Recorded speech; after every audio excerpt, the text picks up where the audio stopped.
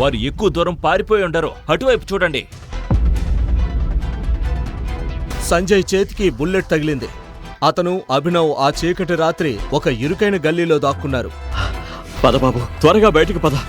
అభినవ్, అభినవ్, నా మాట విన్నానా? ఇక్కడి నుంచి పారిపో, లేదంటే నిన్ను కూడా చంపేస్తారు. నడి రోడ్డు మీద వాళ్ల కారు ఆగింది. కారుకు ఎదురుగా రాణా నిలబడున్నాడు. అభినవ్, బయటికి రా, అర్థమైందా? రాణానే సంజయ్పై కాల్పులు జరిపాడు. లేదు నాన్నా, నేను నిన్ను వదిలి వెళ్ళను. మొండిగా మాట్లాడక అభినవ్. చూడు బాబు, నేను నా జీవితాన్ని గడిపేశాను. ఇప్పుడు ఏం చేయాలన్నా నువ్వే చేయాలి. ఇకపై అంతా నువ్వే చూసుకోవాలి. నా మాట విను. ఇక్కడి నుంచి వెళ్ళాక మళ్ళీ వెనక్కి తిరిగి చూడకు, ఓకేనా? సంజయ్ ఇలా చెప్పి తన వేలుకున్న బంగారు ఉంగరాన్ని తీసి అభినవ్కిచ్చాడు. ఆ ఉంగరం మీద టీ అని రాసుంది. ఒక్క విషయం గుర్తుంచుకో, చివరి శ్వాస వరకు పోరాడాలి. అర్థమైందా టైగర్? అని సంజయ్ అభినవ్ నుదుటిపై ముద్దు పెట్టుకున్నాడు. Run tiger, run tiger, run! Sanjay తన గన్ తీసుకుని వాళ్లను ఎదుర్కోవడానికి గల్లీ బయటకొచ్చాడు. సంజయ్ తన కారు దగ్గరకు రాగానే రాణా అతనిపై తుపాకీ గురిపెట్టాడు. టైగర్, అతన్ని మాత్రం మర్చిపోకు.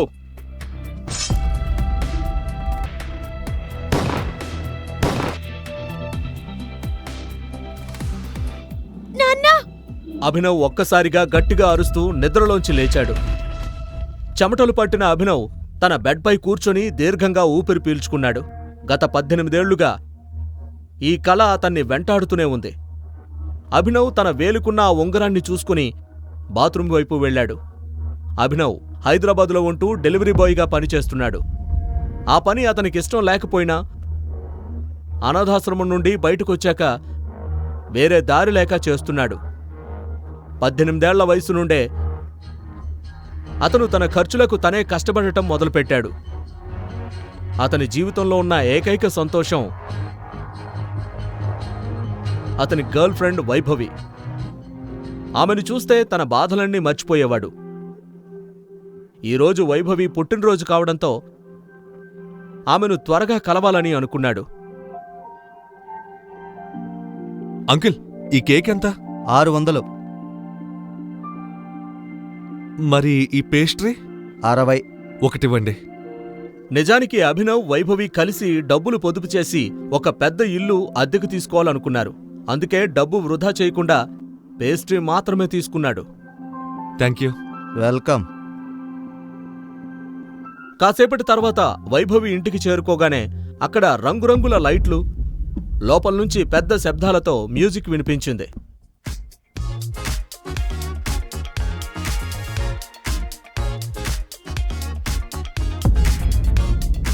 వైభవి, ఇదంతా ఏంటి? ఇతనెవరు వైభవి? కనిపించట్లేదా? Delivery boy. మన కేక్ ఆర్డర్ ఇచ్చాం కదా, మరి ఇతను పేస్ట్రీ ఎందుకు తెచ్చాడు? ఓ, గుర్తొచ్చింది. ఇతను నువ్వు డేటింగ్ చేస్తున్న డెలివరీ బాయ్ కదా?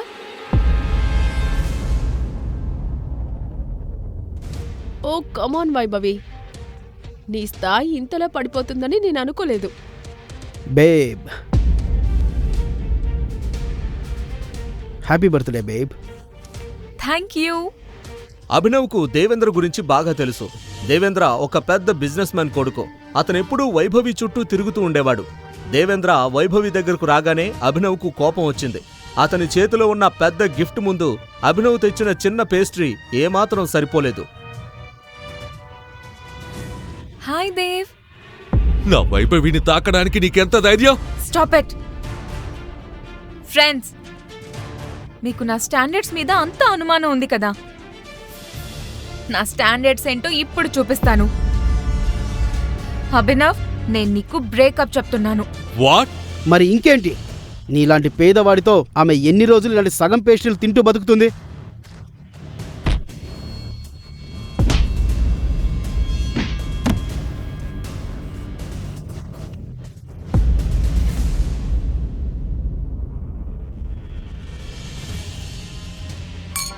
నువ్వు చేసింది కరెక్ట్ కాదు వైభవి. అభినవ్ అక్కడి నుంచి వెళ్ళిపోయాడు. అతను ఇకపై వారిద్దరి ముఖాలను చూడాలని అనుకోలేదు. అభినవ్ కళ్ళు కన్నీళ్లతో నిండిపోయాయి. అతని గుండె ముక్కలైపోయింది. దేవేంద్ర వైభవిని ముద్దు పెట్టుకుంటున్న దృశ్యం అతను తాగే ప్రతి సిప్లో మాటిమాటికి గుర్తొస్తోంది. నువ్వు చేసిన పని కరెక్ట్ కాదు వైభవి. నువ్వు చేసింది ఏమాత్రం బాగోలేదు. నా జీవితంతో ఆడుకొని పెద్ద తప్పు చేశావు. నన్ను మోసం చేశావు. అభినవ్ ఆ మోసాన్ని తట్టుకోలేక ఆ బాధలో మద్యం మత్తులో మునిగిపోయి రోడ్డుపైనే స్పృహ తప్పి పడిపోయాడు. కాని అతని జీవితంలో ఈ రాత్రి ఇక్కడితో ముగిసిపోలేదు. అభినవ్ అటు రోడ్డుపై స్పృహ లేకుండా ఉంటే, ఇటు సన్నీ సింగ్ తన కారులో కూర్చొని ఏదో ఆలోచిస్తూ చాలా అసహనంగా ఉన్నాడు. సన్నీ సింగ్ చెల్లెలు అనన్య అతని పాలిట గొంతులో ముల్లులా తయారైంది. తన తాత హరదేవ్ పాల్ సింగ్ దృష్టిలో పడటం కోసం అనన్యను తన దారి నుంచి తప్పించడానికి సన్నీ ఏదైనా చేయగలడు. ఈ రోజు అతను తన మనుషులతో కలిసి తన చెల్లెలికి బుద్ధి చెప్పడానికి బయలుదేరాడు.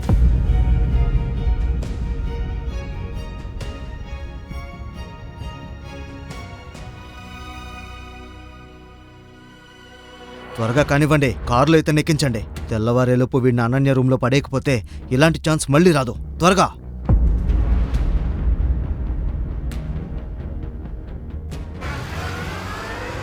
సన్నీ మనుషులు అభినవ్ని ఎత్తుకొని నేరుగా రూమ్ నంబర్ 409లోకి వెళ్లారు.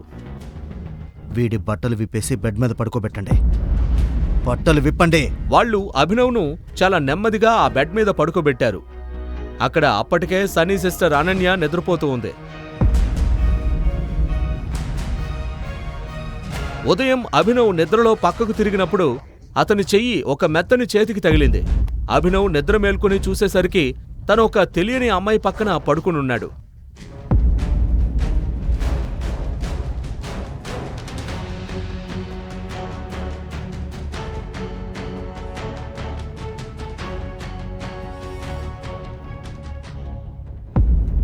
ఎవరు నువ్వు? నా రూమ్లో ఏం చేస్తున్నావు? అసలు ఇక్కడికి నువ్వు ఎలా వచ్చావు? చీ చీ చీ చీ చీ, సిగ్గుచెట్టు చెల్లెమ్మా. నీ మీద నాకు ఎప్పుడూ అనుమానంగానే ఉండేది. ఎన్నిసార్లు తాతయ్యకు చెప్పు చూశాను, కానీ ఆయన మాత్రం నా అనన్య అలాంటిది కాదు అని అనేవారు. చూడు ఇప్పుడు నీ అనన్య ఏం చేసిందో.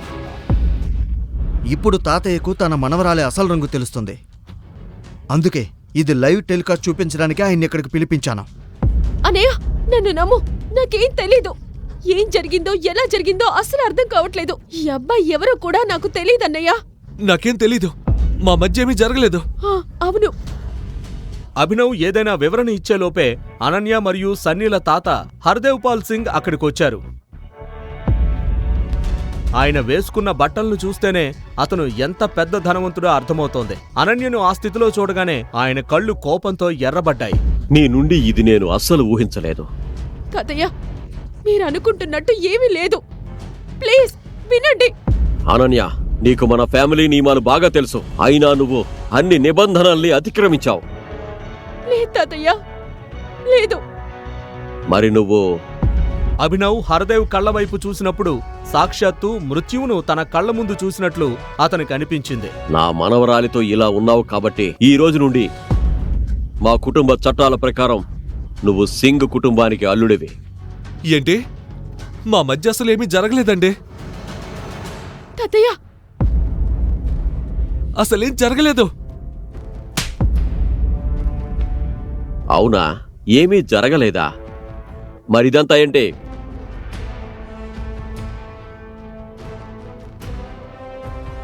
అభినవ్ ఏం జరుగుతుందో అర్థం చేసుకునే లోపే హర్దేవ్ మనుషులు అతన్ని కొట్టడం మొదలుపెట్టారు. హర్దేవ్ వయసు మీద ఉన్న గౌరవంతో అభినవ్ తనను తాను కంట్రోల్ చేసుకున్నాడు. ఎదురు తిరగకుండా మౌనంగా ఉండిపోయాడు. అనన్య, అభినవ్ను హాస్పిటల్కి తీసుకెళ్ళు. అలాగే సాయంత్రం అక్రమిచ్చే పార్టీకి అతను సిద్ధంగా ఉండాలి. గుర్తుంచుకో అనన్య, అక్రమ్ పార్టీలో అతను నీతో పాటే కనిపించాలి.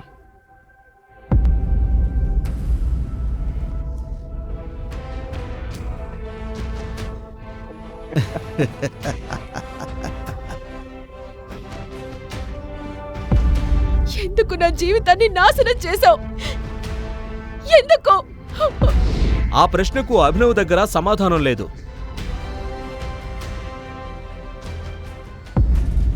అభినవ్ సాయంత్రం జరగబోయే పార్టీ కోసం రెడీ అవ్వడం ప్రారంభించాడు. అతనికి హర్దేవ్ అంటే కాని అతని మనుషులంటే కాని భయం లేదు. అనన్య ఇప్పటికే చాలా ఇబ్బందుల్లో ఉందని, తన వల్ల ఆమె సమస్యలు ఇంకా పెరగకూడదని అతను కోరుకున్నాడు. అభినవ్ దగ్గర వేసుకోవడానికి తన తండ్రికి సంబంధించిన ఒకే ఒక్క పాత బ్లేజర్ ఉంది. అది అక్కడక్కడా చిరిగిపోయి ఉన్నప్పటికీ అభినవ్ దాన్ని వేసుకోగానే అతని రాజసం ఆ లోపాలన్నింటినీ కప్పివేసింది. అభినవ్ ఊహించినట్టుగానే అనన్య ఇల్లు చాలా పెద్దది. ఆమె ఒక ధనవంతుల కుటుంబానికి చెందిన అమ్మాయి. అభినవ్ నెలంతా కష్టపడి సంపాదించేంత జీతమంతా ఖరీదు చేసే శాండిల్స్ అనన్య వేసుకుంది. అనన్య కళ్లల్లో అభినవ్ పట్ల ఎంత అసహ్యం ఉందో స్పష్టంగా కనిపిస్తోంది. అంత పెద్ద వ్యక్తుల మధ్యకు వెళ్లడానికి అభినవ్ లోలోపల భయపడుతున్నాడు. ఆ కంగారులో అతను తనకి తెలియకుండానే తన వేలుకున్న తండ్రి ఉంగరాన్ని తిప్పడం మొదలుపెట్టాడు.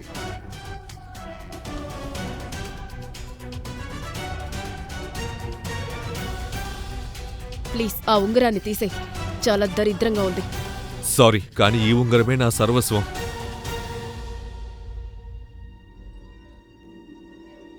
అక్రమ్ ఇల్లు ఒక కోటలా ఉంది.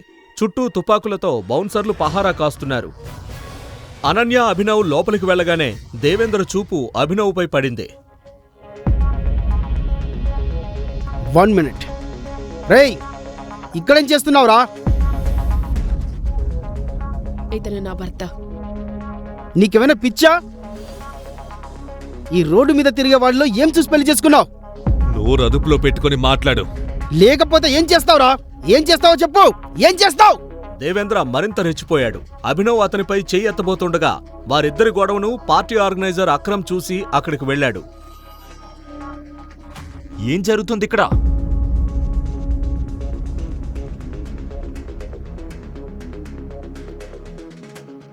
అక్రమ్ సార్, వీడిని చూడండి. వీడొక క్రిమినల్.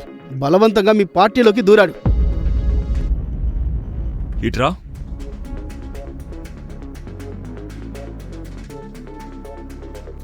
ఎవరు నువ్వు? ఇక్కడికి ఎలా వచ్చావు? యాక్చువల్లీ ఇతను నా హస్బెండ్. అక్రమ్ అనన్య మాటలు నమ్మలేదు. నిన్ను ఈ పార్టీలోకి పిలవలేదు. నేను పోలీసులను పిలిచేలో పోయికు నుండి వెళ్ళిపో. Thank you Akram sir. Ananya, నువ్వు కూడా ఈ బికారికి దూరంగా ఉండు. ఆగు. అక్రమ్ అభినవ్ దగ్గరకు పరుగున వెళ్ళాడు. అతని వేలుకున్న ఉంగరాన్ని తీక్షణంగా చూడటం మొదలుపెట్టాడు. నీతో ఒక ముఖ్యమైన విషయం మాట్లాడాలి, ఒంటరిగా. ఓకే, పద. అక్రమ్ ఒక్కసారిగా అభినవ్ చేయి పట్టుకుని లోపలికి తీసుకువెళ్లడం చూసి అనన్య, దేవేంద్ర, సన్నీ మరియు పార్టీలో ఉన్న వారంతా నోళ్లెళ్లబెట్టారు. కాసేపటికి వారు అక్రమ్ గదిలోకి వెళ్ళాక అక్రమ్ తలుపులు మూసి అభినవ్ దగ్గరకొచ్చాడు. నీ వేలుకున్న ఉంగరాన్ని నేనొకసారి చూడాలి. ఎందుకో? భయపడుకో, నేను దాన్ని తీసుకోను. కేవలం మందులో ఒకటి చూడాలి, ప్లీజ్.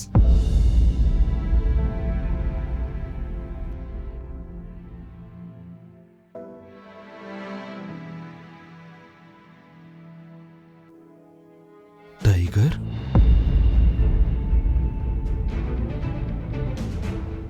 టైగర్? అక్రమ్ నోటి నుంచి ఆ మాట వినగానే అభినవ్ అవాక్కయ్యాడు. తన తండ్రి తనతో అన్న ఆ చివరి మాటలు అతనికి ఒక్కసారిగా గుర్తొచ్చాయి.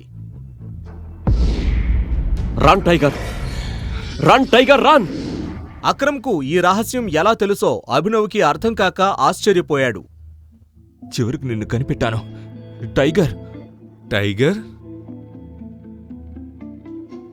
గత 18 ఏళ్లుగా నీకోసం వెతుకుతూనే ఉన్నాను. నువ్వు మా టైగర్వి, మా 1000 కోట్ల సామ్రాజ్యానికి వారసుడివి. నేను మీ నాన్న సంజయ్ గద్వాల్ మరియు రానా అగ్నిహోత్రి. అదిగో చూడు అంటూ అక్రమ్ గోడపై ఉన్న ఒక ఫోటో వైపు చూపించాడు. ఆ ఫోటోలో సంజయ్, అక్రమ్ మరియు రాణా ముగ్గురు ఉన్నారు. రాణాను చూడగానే అభినవ్కు పెద్ద షాక్ తగిలింది. ప్రతిరోజు తనకొచ్చే ఆ పీడకల కళ్ల ముందు కదలాడింది. 18 ఏళ్ల క్రితం ఆ రాత్రి తన తండ్రిని కాల్చి చంపిన వ్యక్తి ఈ రాణానే. అభినవ్ జీవితం ఒక్క రాత్రిలో మారిపోయింది. తన తండ్రి ఫోటో చేతిలో ఉంది. కాని ఆ ఫోటోలోని రాణాను అతను కోపంతో రగిలిపోతూ చూస్తున్నాడు. వీలైతే ఇప్పుడే తన తండ్రి మరణానికి ప్రతీకారం తీర్చుకోవాలని అతని మనసు తహతహలాడుతోంది.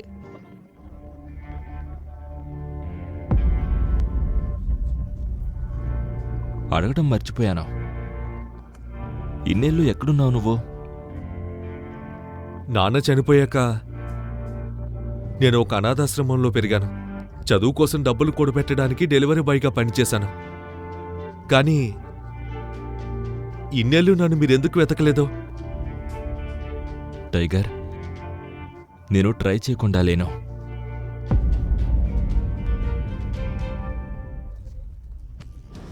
మీ నాన్న చనిపోయాక మాఫియా ప్రపంచంలో చాలా అలజడి మొదలైంది. ఒకవైపు దాన్ని సర్దుబాటు చేస్తూనే మరోవైపు నీకోసం వెతికాము. కానీ వయసు పెరిగే కొద్దీ నీ ముఖం మారిపోవడంతో నిన్ను కనుగొనడం కష్టమైంది. ఇప్పుడు నువ్వు దొరికావు. నిన్ను చూస్తే మనోజ్ మరియు మిగిలిన వారు చాలా సంతోషిస్తారు. మనోజ్ పేరు వినగానే అభినవ్కు విపరీతమైన కోపం వచ్చింది. మనోజ్ ఒక ద్రోహి కొడుకు. అభినవ్ అతన్ని కలవటానికి గాని మాట్లాడడానికి గాని అస్సలు ఇష్టపడలేదు. కానీ నాన్న నాకు ఈ మాఫియా గ్రూప్ గురించి ఎప్పుడు ఏమీ చెప్పలేదు. మీరు చెప్పాలనుకుంటే చెప్పొచ్చు. అప్పుడు నువ్వు చాలా చిన్నవాడివి. అందుకే సంజయ్ నిన్ను వీటన్నిటికీ దూరంగా ఉంచాడు. కానీ నన్ను నమ్ము, నీకోసం చాలా వెతికాను. ఇప్పుడు నువ్వు దొరికావు కాబట్టి ఆ మాఫియా కింగ్ సామ్రాజ్యం మళ్ళీ ప్రాణం పోసుకుంటుంది. చియర్స్. అభినవ్ మనస్సులో ఎన్నో ప్రశ్నలు తలెత్తుతున్నాయి. రాణా అసలు రంగు అక్రమ్కు మరియు ఇతరులకు ఎందుకు తెలియలేదు? ఒక ద్రోహి కొడుకు తన సింహాసనంపై ఎందుకు కూర్చున్నాడు? ఈ ప్రశ్నలకు సమాధానం వెతుకుతుండగా అక్రమ్ అభినవ్ దగ్గరకు వచ్చి 50 కోట్ల విలువైన చెక్కును అతని చేతిలో పెట్టాడు. తీసుకో, నీ దగ్గరే ఉంచుకో. నువ్వు మళ్ళీ టైగర్ హోదాను పొందే వరకు ఇది నీ అవసరాలకు పనికొస్తుంది. అభినవ్ ఆ చెక్కును చూస్తూ ఉండిపోయాడు. అతని జీవితం ఒక్క రాత్రిలో మలుపు తిరిగింది. కాని ఇంకా ఎన్నో ప్రశ్నలకు సమాధానాలు దొరకాల్సి ఉంది. మరొక విషయం, నీ అసలు గుర్తింపు గురించి ప్రస్తుతానికి ఎవ్వరికీ తెలియకూడదు. కాబట్టి ఇప్పటి వరకు ఎలా బ్రతికావో ఇక ముందు కూడా అలాగే ఉండో. అర్థమైందా? అభినవ్ సరేనని తల ఊపాడు. ఇద్దరూ కలిసి రూమ్ నుంచి బయటకొచ్చారు. అక్కడ బయట అనన్య చాలా ఆందోళనగా ఆ రూమ్ తలుపు వైపు చూస్తోంది. లోపల అభినవ్ మరియు అక్రమ్ మధ్య ఏం జరుగుతుందో అని ఆమె ఆతృతగా ఎదురు చూస్తోంది. అదే సమయంలో దేవేంద్ర, సన్నీలు అభినవ్ను ఎగతాళి చేస్తున్నారు. ఈరోజు అభినవ్కు గట్టిగానే పడేలా ఉంది. ఒక్క విషయంలో బాధగా ఉంది. పెళ్ళయ్యాక సుఖపడకుండానే పాపం చచ్చిపోతున్నాడు. ఆ మాటలు విని అనన్య చాలా భయపడింది. ఎందుకంటే అక్రమ్ లాంటి వ్యక్తికి ఎవరినైనా చంపడం పెద్ద విషయం కాదని అనన్యకు తెలుసు. అక్రమ్ సార్ ఇలాంటి మురికి కాలువ ఎలుకలను అస్సలు సహించరు. వెంటనే శుభ్రం చేసేస్తారు. చూడు, వీడు కూడా మిగలడు. పెళ్లి చేసుకుంటే చచ్చినట్టేని దీన్నే అంటారనుకుంటా. కరెక్ట్గా చెప్పావు. అది విని అనన్యకు చాలా బాధ కలిగింది. ఒక మనిషి ప్రాణం పోతుందంటే వీళ్ళెలా ఎంజాయ్ చేస్తున్నారని అనిపించింది. ప్లీజ్ కనీసం అతని గురించి ఇలా మాట్లాడకండి. మరెలా మాట్లాడాలి? వాడి లక్షణాలు అలాంటివి. మరి అలాగే మాట్లాడతారు. దేవన్ తను చెప్పింది కరెక్టే, నువ్వు చెప్పింది కరెక్టే. నేనలా మాట్లాడుండకూడదు. అయినా చనిపోయిన వారి గురించి చెడుగా మాట్లాడకూడదని మా తాతయ్య చెప్పేవారు. అందుకే ఆపేస్తున్నాను.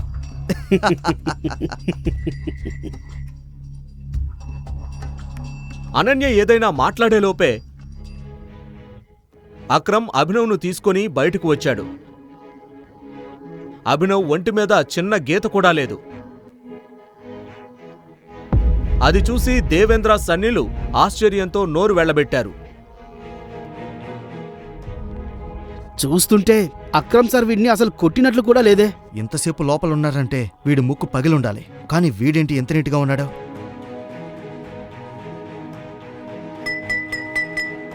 లేడీస్ అండ్ జెంటిల్మెన్, నేను మీకు ఒకరిని పరిచయం చేయాలి. ఇతను అభినవ్, నా పాత డ్రైవర్ కొడుకు. ఇతను నాకు చాలా ఇష్టమైన వ్యక్తి. అక్రమ్ అభినవ్ను అందరికీ పరిచయం చేయగానే దేవేంద్ర మరియు సన్నీ చాలా సంతోషించారు. కానీ అనన్య మాత్రం ఆ మాట విని షాక్ అయింది. ఎంజాయ్ ది పార్టీ ప్లీజ్ అని చెప్పి మిగిలిన వారిని కలవడానికి అక్రమ్ అక్కడి నుంచి వెళ్ళిపోయాడు. సన్నీ దేవేంద్రలకు అక్రమ్ ఒక డ్రైవర్ కొడుక్కి ఎందుకు అంత ప్రాధాన్యత ఇస్తున్నాడో అర్థం కాలేదు. అభినవ్కు మాత్రం సన్నీ దేవేంద్ర తన గురించి ఏమనుకుంటున్నారో అన్నదానితో సంబంధం లేదు. అతని కళ్ల ముందు మాటిమాటికి తన తండ్రి ముఖమే కనిపిస్తోంది. రాణా తన తండ్రి సంజయ్ను కాల్చి చంపిన ఆ భయంకరమైన రాత్రి అతనికి గుర్తొచ్చింది. ఆ రాత్రి తనకి కూడా బుల్లెట్ తగిలిందని, కాని అదృష్టవశాత్తు ప్రాణాలతో బయటపడ్డానని అభినవ్ గుర్తు చేసుకున్నాడు.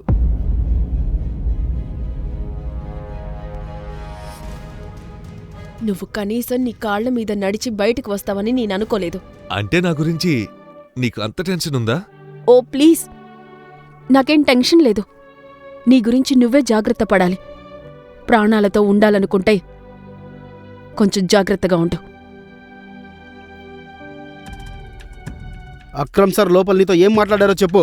నీలాంటి తెలివిలేని వాడు ప్రశ్నలు అడిగితే సమాధానం చెప్పవద్దు అని ఆయన నాకు చెప్పారు. దేవేంద్ర అతన్ని తిట్టినా అభినవ్ పట్టించుకోలేదు. అతని మనసులో ఇప్పటికే చాలా ముఖ్యమైన విషయాలు తిరుగుతున్నాయి. పార్టీ పూర్తయ్యే వరకు అనన్య అభినవ్తో అస్సలు మాట్లాడలేదు. నా ఇల్లు ఎక్కడ దగ్గరలో ఉంది, అక్కడికి వెళ్దాం. నీతో కలిసి నీ ఇంటికి వస్తానని నువ్వు ఎలా అనుకున్నావు? నీ పరిస్థితి ఇలా ఉంటే నీ ఇల్లు ఇంకెంత అధ్వానంగా ఉంటుందో. నేను నీ ఇంటికి రాను. నువ్వు నా భార్యవి, నాతో కాకుండా ఇంకెవరితో ఉంటావు? చూడు, నీ పనికి మాలిన లాజిక్కులు నీ దగ్గరే ఉంచుకో. అసలు నువ్వు నా బిడ్డ మీదకు ఎలా వచ్చావో ముందు అది చెప్పు. అదే ప్రశ్న నేను నిన్ను అడగాలి. బాగా మాట్లాడుతున్నావు. నేను నీతో పాటు నీ ఇంట్లో ఉండడానికి రాను. నేను నా ఇంటికి వెళ్తున్నాను, ఓకే? భవిష్యత్తులో ఏదైనా బలవంతమైన పరిస్థితి వచ్చినా నేను నీ ఇంటికి రాను. నువ్వే నా ఇంటికి రావాలి, అది కూడా ఒక పనివాడిలా ఉండడానికి. అర్థమైందా? అభినవ్ ఏమీ అనలేక తన వేలుకున్న ఉంగరాన్ని చూసుకున్నాడు. ఈరోజు ఆ ఉంగరమే లేకపోతే తన పరిస్థితి ఏమయ్యేదో అని అతనికి అనిపించింది.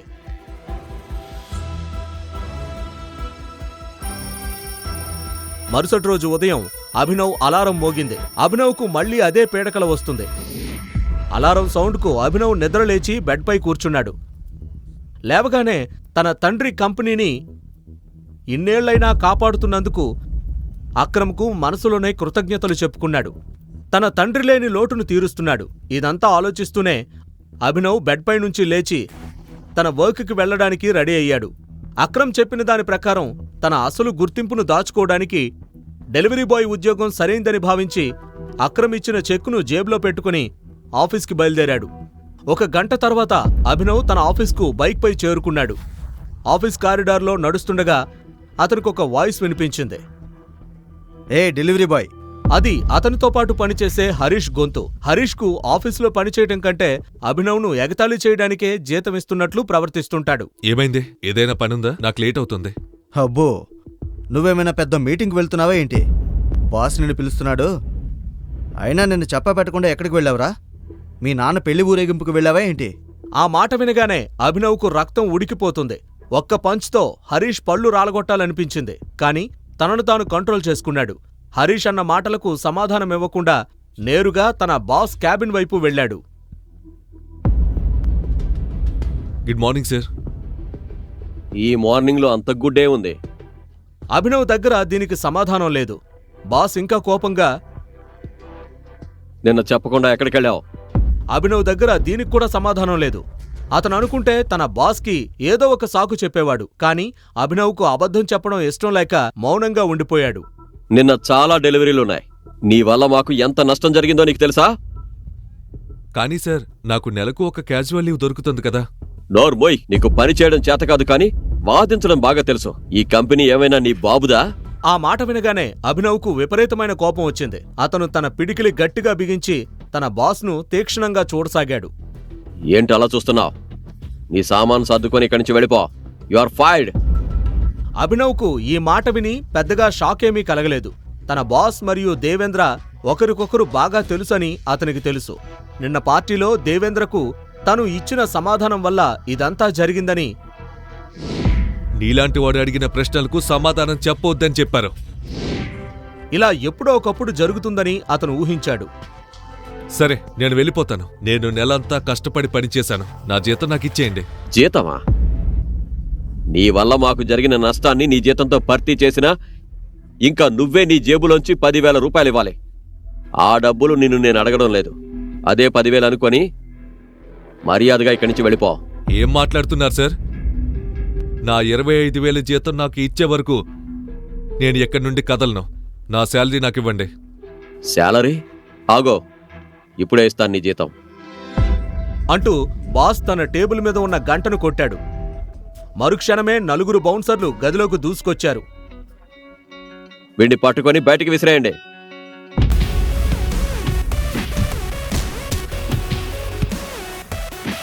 వారు అభినవ్పై దాడి చేయబోయారు. కానీ అంతలోనే అభినవ్లోని టైగర్ మేల్కొన్నాడు. కనురెప్పపాటులో వారిని చితగ్గొట్టాడు. ఒకరి చెయ్యి విరిచాడు, మరొకరి కాలు విరిచాడు, ఒకరిని పొట్టలో గుద్దాడు. బాక్సింగ్ పంచులు, కిక్కులతో అందర్నీ నేల కూల్చాడు. అది చూసి బాస్ నోట మాట రాలేదు. అభినవ్ నేరుగా బాస్ దగ్గరికి వెళ్లి అతని మెడ పట్టుకుని ఇలా అడిగాడు. శాలరీ. భయంతో వణికిపోతున్న బాస్ వెంటనే తన డ్రా నుంచి డబ్బులు తీసి వణుకుతున్న చేతులతో అభినవ్కిచ్చాడు.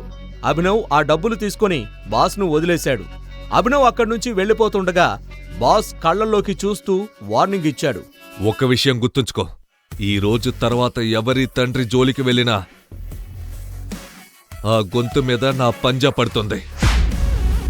ఆ మాట వినగానే బాస్ గుండె ఆగిపోయినంత పనైంది. అభినవ్కి కోపం ఎక్కువని అతనికి తెలుసు. కానీ అతనిలోని ఈ భయంకరమైన రూపాన్ని ఎప్పుడూ చూడలేదు. అభినవ్ ఆఫీస్ నుంచి బయటకు రాగానే అతనికి ఒక తెలియని నంబర్ నుంచి ఫోన్ వచ్చింది. అభినవ్ ఆ కాల్ లిఫ్ట్ చేశాడు. హలో, ఎవరు? టైగర్, నేను అక్రమ్ని. చెప్పండి. నేను నిన్ను ఒకరికి పరిచయం చేయాలి. అతను మాఫియా ప్రపంచంలోనే అతిపెద్ద పేరున్న వ్యక్తి. నీ తండ్రికి నాకు ప్రాణ స్నేహితుడు.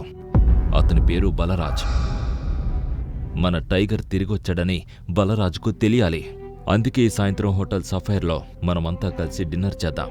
అడ్రస్ పంపిస్తున్నాను, ఓకేనా? సియో, బాయ్. అక్రమ్ నోటి నుంచి బాలరాజు పేరు వినగానే అభినవ్ గుండె వేగంగా కొట్టుకుంది. బాలరాజు గురించి అతను ముందుగానే విన్నాడు. ఈ సిటీలో బాలరాజు పేరు చిన్నపిల్లాడికి కూడా తెలుసు. పెద్ద పెద్ద వ్యక్తులు కూడా బాలరాజు పేరు చెబితే వణికిపోతారు. అలాగే అభినవ్ తనని కలవడానికి భయపడ్డాడు. ఏ బాలరాజును చూసి తాను వణికిపోతున్నాడో అభినవ్ తనకే బాస్ కానున్నాడు. అభినవ్ బాలరాజుకి బాస్ అవ్వగలడా? తన తండ్రి ఫ్రెండ్ని తన ఫ్రెండ్గా చేసుకోగలడా? నేను నిజంగా బాలరాజ్ గారిని కలవాల్సిన అవసరం ఉందా? అతను బాలరాజు పేరు వింటేనే వణికిపోతున్నాడు.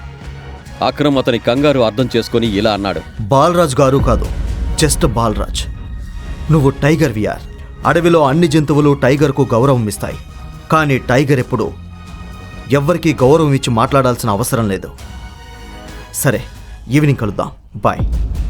అక్రమ్ మాటలకి అభినవ్ కాస్త కుదుటపడ్డాడు.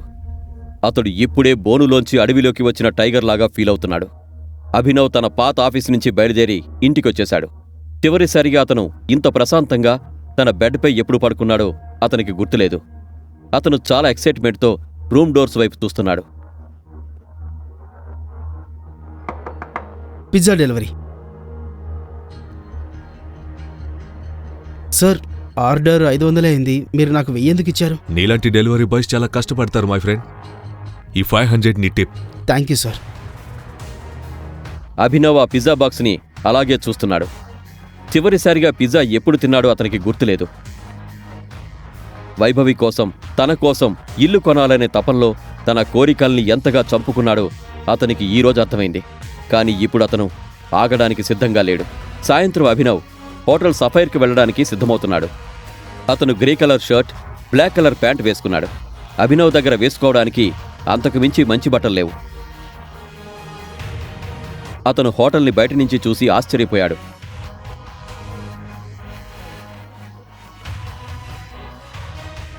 ఆగు. ఎక్కడికి వెళ్తున్నావు? లోపలికే వెళ్తున్నాను. Any problem? నీకేమనిపిస్తోంది? నేను నిన్ను లోపలికి వెళ్ళనిస్తానా? నేను లోపలికి ఎందుకు వెళ్ళకూడదు? అతని బట్టలు చూసి చీఫ్ సెక్యూరిటీ ఆఫీసర్ అంచనా వేస్తున్నాడని అభినవ్కి అర్థమైంది. వినో, నీలాంటి వాళ్ళ గురించి నాకు బాగా తెలుసు. నువ్వు అనవసరమైన డ్రామా చేయకు. ఇక్కడి నుంచి వెళ్ళో. మీకు నేనెలా తెలుసు? నేను మీ బంధువునా? నేను లోపలికి వెళ్ళడానికి వచ్చాను. మళ్ళీ ఎందుకు తిరిగి వెళ్తాను? ఈ హోటల్ నీ బాబుదనుకుంటున్నావా? చెప్పు. ఇది వినగానే అభినవ్కు కోపం వచ్చింది. కానీ అతను ఏమీ చేయలేకపోయాడు. ఎందుకంటే అందరి దృష్టి తన వైపు మళ్ళకూడదని అతను ప్రశాంతంగా ఉన్నాడు. అభినవ్ 2 అడుగులు వెనక్కి జరిగి ఫోన్ తీసి అక్రమ్కి ఫోన్ చేశాడు. హలో టైగర్, నేను స్టార్ట్ అయ్యాను. నేను హోటల్ బయటే ఉన్నాను. మన టేబుల్ నెంబర్ ఎంత? టేబుల్ నెంబరా? ఆ హోటల్ మనదే. మనం టేబుల్ బుక్ చేయాల్సిన అవసరమే లేదు. నువ్వు హాయిగా లోపలికి వెళ్ళి కూర్చో. నేను వస్తున్నాను. నేను లోపలికి వెళ్తుంటే సెక్యూరిటీ ఆఫీసర్ నన్ను పంపించట్లేదు. వాట్? ఏదైనా కన్ఫ్యూజన్ అనుకుంటా. 10 నిమిషాల్లో వస్తాను. ఆ సెక్యూరిటీ తరపున నేను సారీ చెప్తున్నాను. ఓకే, పర్వాలేదు. నువ్వు పెద్ద హీరో అనుకుంటున్నావా? నేను చెప్పాను కదా, ప్రైమ్ మినిస్టర్కి ఫోన్ చేసినా సరే నేను నిన్ను లోపలికి వెళ్ళనివ్వను. అర్థమైందా? పదెక్కడి నుంచి వెళ్ళో. అరే అటు చూడు, నీ ఎక్స్ బాయ్ ఫ్రెండ్. అతనితో ఒక ఆట ఆడదాం.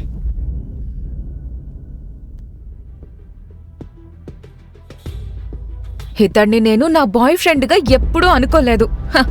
అసలే నేను నా స్థాయి కంటే చిన్న వాళ్లతో మాట్లాడను. అసలు ఇలాంటి వాళ్ళని బాయ్ ఫ్రెండ్గా ఎవరు చేసుకుంటారు? నువ్వు నీ స్థాయి కంటే చిన్నవాళ్లతో మాట్లాడకపోవచ్చు, కానీ ఈ రోజు అలాంటి మనిషే నీకు ఒక సలహా ఇవ్వాలని అనుకుంటున్నాడు. మనిషిని అతని మాటలను బట్టే గౌరవిస్తారు. నీ నోరు అదుపులో పెట్టుకుని మాట్లాడు, లేదంటే ఏదో ఒక రోజు ఇలాంటి మాటలే నీ ప్రాణాలు తీస్తాయి. వావ్, ఏమైనా చెప్పావా? క్లాప్స్ కొట్టండి. Very nice. మరి నీ కాళ్ళు ఎందుకు అదుపులో లేవు? ఇక్కడికి ఎందుకు వచ్చావు? తాగేసొచ్చావా ఏంటి? అక్రమ్ ఇక్కడికి పిలిచాడు. అవునా? అరే అవును, గుర్తొచ్చింది. ఆ రోజు అక్రమ్ సార్ నువ్వు తన డ్రైవర్ కొడుకని చెప్పాడు. మరి నువ్వు ఇక్కడికి మీ నాన్న ఉద్యోగం, డ్రైవర్ ఉద్యోగం అడగడానికి వచ్చావా ఏంటి? నిజమే, కానీ వాళ్ళు తీసుకోరు. నీలాంటి పేదోడిని డ్రైవర్గా కూడా తీసుకోరు. అయితే నిన్ను పిలవలేదు కదా, నువ్వే అడుక్కోడానికి వచ్చావు. ఎగేసుకుంటా వచ్చేశాడు. బెచ్చగాడిని కాదు, నన్ను అక్రమ్ పిలిచాడు. నాకు తెలుసు ఇతను బికారి అని. అప్పుడే ఒక నల్లటి మెరిసే లగ్జరీ కారు వచ్చి అక్కడ ఆగింది. అందరూ వెనక్కి తిరిగి కారు వైపు చూశారు. అక్రమ్ కారులోంచి బయటికి దిగాడు. అతనితో పాటు మరొక వ్యక్తి ఉన్నాడు. అతను చూడ్డానికి పొడవుగా, దృఢంగా ఉన్నాడు. అతను మరెవరో కాదు, బాలరాజ్. అతను చాలా ఫేమస్ క్లాతింగ్ కంపెనీ ఓనర్. అలాగే మాఫియా కింగ్కి బలమైన మూల స్తంభం. అతన్ని చూసి అభినవ్ ఆశ్చర్యపోయాడు. అతను బాలరాజ్ గురించి చాలానే విన్నాడు. నేను నిజంగా బాలరాజ్ గారిని కలవాల్సిన అవసరం ఉందా? అభినవ్ అతన్ని ఫోటోలో చూశాడు. కానీ ఫోటోలో చూడ్డానికి మరియు నేరుగా చూడ్డానికి భూమికి ఆకాశానికి ఉన్నంత తేడా కనిపించింది. అసలు బాలరాజు నన్నెందుకు కలవాలి అనుకుంటున్నాడు అనే ప్రశ్న అభినవ్ మనసులో మెదిలింది. ఇక్కడేం జరుగుతుంది? సారీ సార్, కానీ ఇతను నన్ను, కస్టమర్లను చాలా ఇబ్బంది పెడుతున్నాడు. నేను ఈ బికారిని లోపలికి వెళ్లకుండా ఆపుతుంటే ఇక్కడ గొడవ చేస్తున్నాడు. ఏంటి? ఇతన్ని బికారనడానికి నీకెంత ధైర్యం? ఇతన్ని లోపలికి వెళ్లకుండా ఆపడానికి నువ్వెవరు? ఈ హోటల్ నీ బాబు కొన్నాడా ఏంటి? ఇతను నా గెస్ట్. అండ్ ఈ రోజు తర్వాత నువ్వు ఈ హోటల్ చుట్టుపక్కల కనిపించినా నీ కాళ్ళు విరగొడతాను. Get last.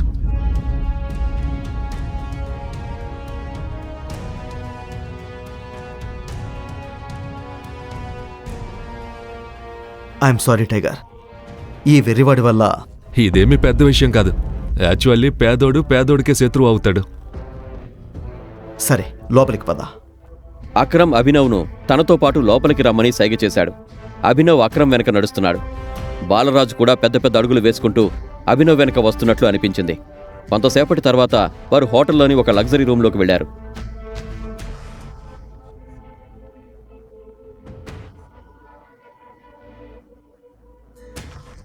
వారు లోపలికి వెళ్ళగానే హోటల్ మేనేజర్ వాళ్ళ దగ్గరకొచ్చి, good evening sir. Welcome sir. మీకేమైనా కావాలా? ప్రస్తుతానికి ఏమీ వద్దు, అవసరమైతే పిలుస్తాం. కానీ సార్, నేను మీకు ఏదైనా లిక్కర్ తీసుకురావాలా?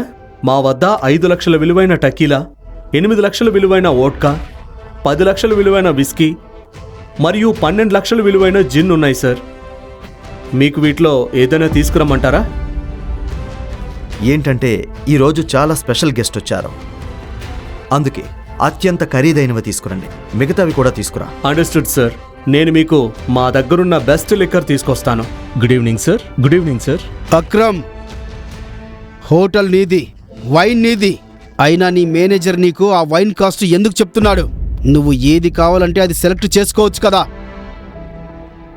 అదెందుకంటే మై ఫ్రెండ్, నేను డేని బట్టి వైన్ తీసుకుంటాను. ఈరోజు నాకు నిజానికి మనందరి జీవితానికి చాలా ముఖ్యమైన రోజు, అందుకే మన ముగ్గురు కోసం ఖరీదైన వైన్ తీసుకురమ్మని చెప్పాను. Let's enjoy. అవునా? పదండి. Okay, let's enjoy.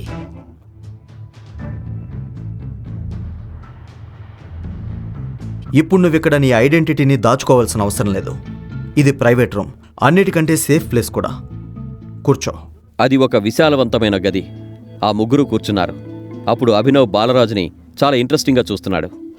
బాలరాజ్, నేను ఈరోజు నీకు ఒక చాలా ముఖ్యమైన విషయం చెప్పడానికి ఇక్కడికి పిలిచాను. మన సంజయ్ కొడుకు టైగర్ దొరికాడు, కానీ ప్రస్తుతానికి అతను అండర్ కవర్లో ఉన్నాడు.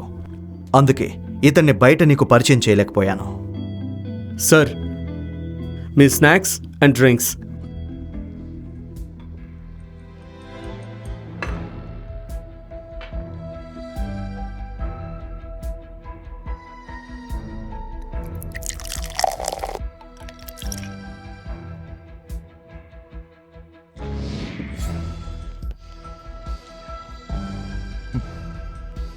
షూర్.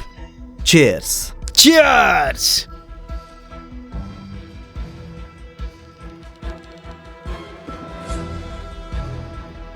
మరి ఇతనే నా టైగర్?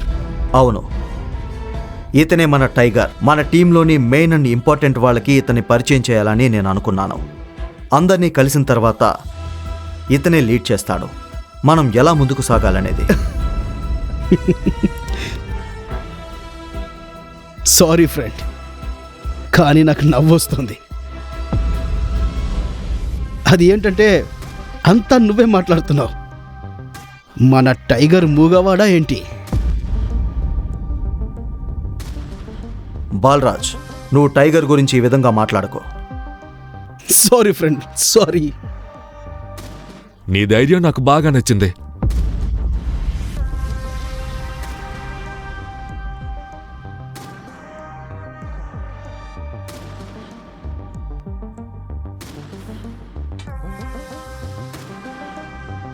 నువ్వు బాస్ అయి ఉండొచ్చు, కానీ నువ్వు ఎవరి ముందు కూర్చున్నావో మర్చిపోకు. నేను టైగర్ని. టైగర్ ఇక్కడ కూర్చోడు, అలా మాట్లాడాడు. టైగర్ నేరుగా గర్జిస్తాడు.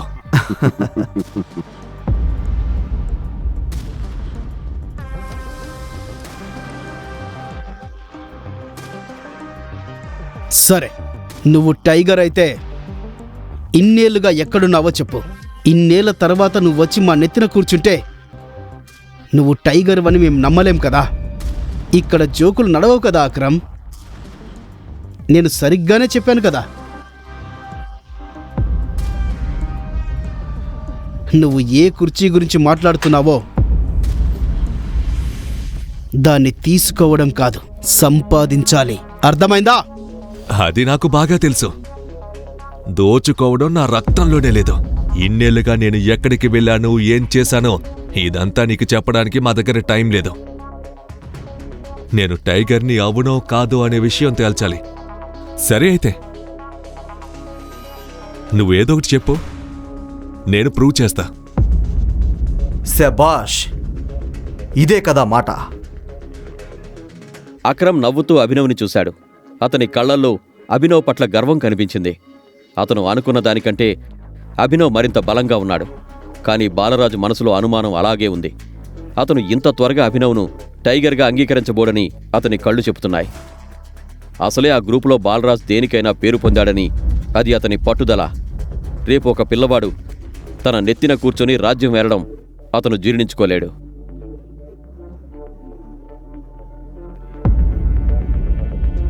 కేవలం అక్రమ్ మెచ్చుకోలుతోనే పని జరగదు డియర్. నువ్వు టైగర్ అని నేను ఇంకా యాక్సెప్ట్ చేయలేదు. నువ్వు నిరూపించగలనని చెప్పావు. సరే, నేను నిన్ను సవాల్ చేయాలనుకుంటున్నాను. ఏం మాట్లాడుతున్నావు నువ్వు? Relax Akram, relax. Let's fight. కొట్లాడుకుందాం. నువ్వు గెలిస్తే నువ్వు టైగర్ అని నేను యాక్సెప్ట్ చేస్తా. కానీ నువ్వు ఓడిపోతే మా నుంచి కొంత డబ్బు తీసుకొని ఇక్కడి నుంచి దూరంగా వెళ్ళిపోవాలి.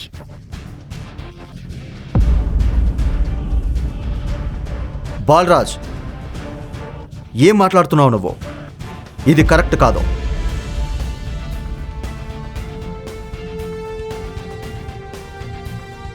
Let's fight. ఎప్పుడు కొట్టుకుందాం?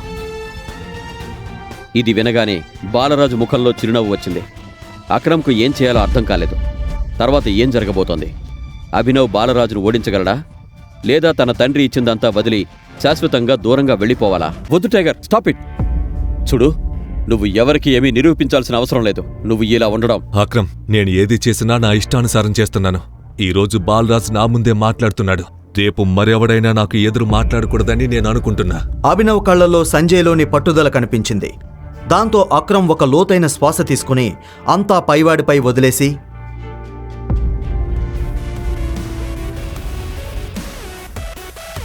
దాదాపు 1 గంట తర్వాత బాలరాజ్ అభినవ్ మరియు అక్రమ్తో కలిసి తన ప్రైవేట్ బాక్సింగ్ రింగ్లోకి వచ్చాడు. బాలరాజ్ ఎక్కువగా ఇక్కడికే వస్తాడు. ఆ పెద్ద బాక్సింగ్ రూమ్లో ఆ ముగ్గురు తప్ప మరెవరూ లేరు.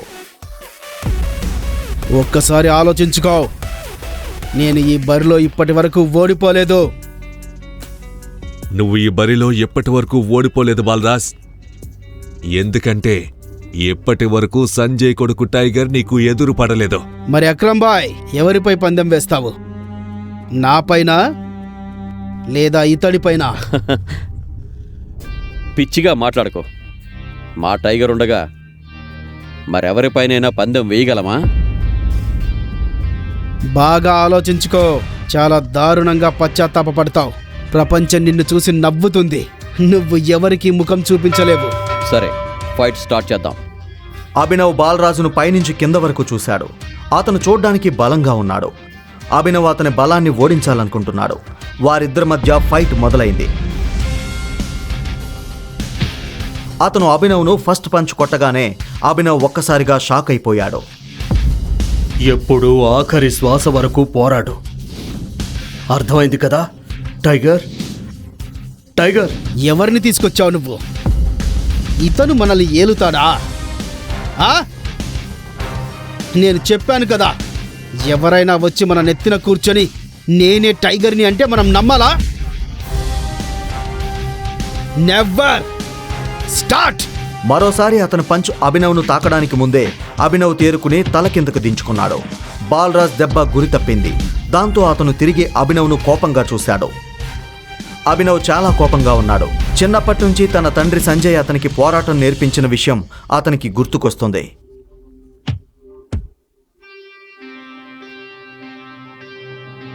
ఈసారి బాలరాజ్కు కోపం వచ్చింది. అతను మళ్లీ వేగంగా అభినవ్ వైపు దూసుకొచ్చాడు. అభినవ్ కిందకు వంగి అతని కాలుపై తన్నాడు. బాలరాజ్ తనను తాను నిలదొక్కుకోలేకపోయాడు. అరే బాలరాజ్, లొంగిపో.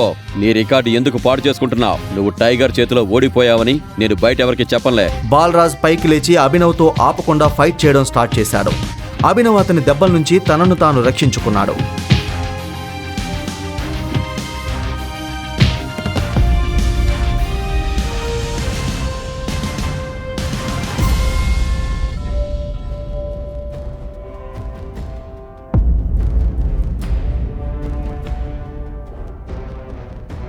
అభినవ్ బాలరాజును వదిలేసి సైలెంట్గా రింగ్ మూలకు వెళ్లి నిలబడ్డాడు.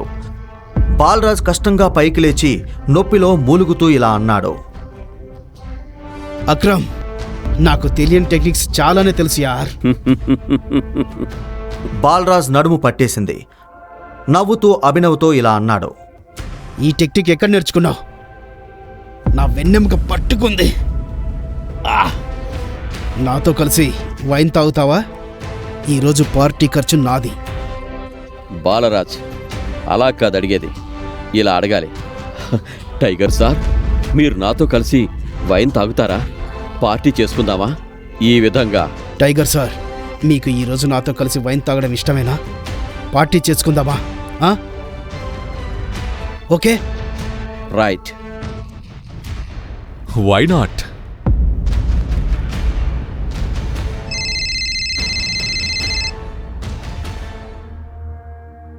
హే అనన్య, చూడు, మా అమ్మా నాన్న వచ్చేసారు. జరిగిందంతా వాళ్ళకి తెలిసిపోయింది. వాళ్ళు నిన్ను కలవాలనుకుంటున్నారు. నువ్వెక్కడున్నా సరే ఇప్పుడే ఇంటికి రా. హే అనన్య, ఏంటి ఇప్పుడేనా? అవును, అంత షాక్ అవ్వాల్సిన అవసరం లేదు.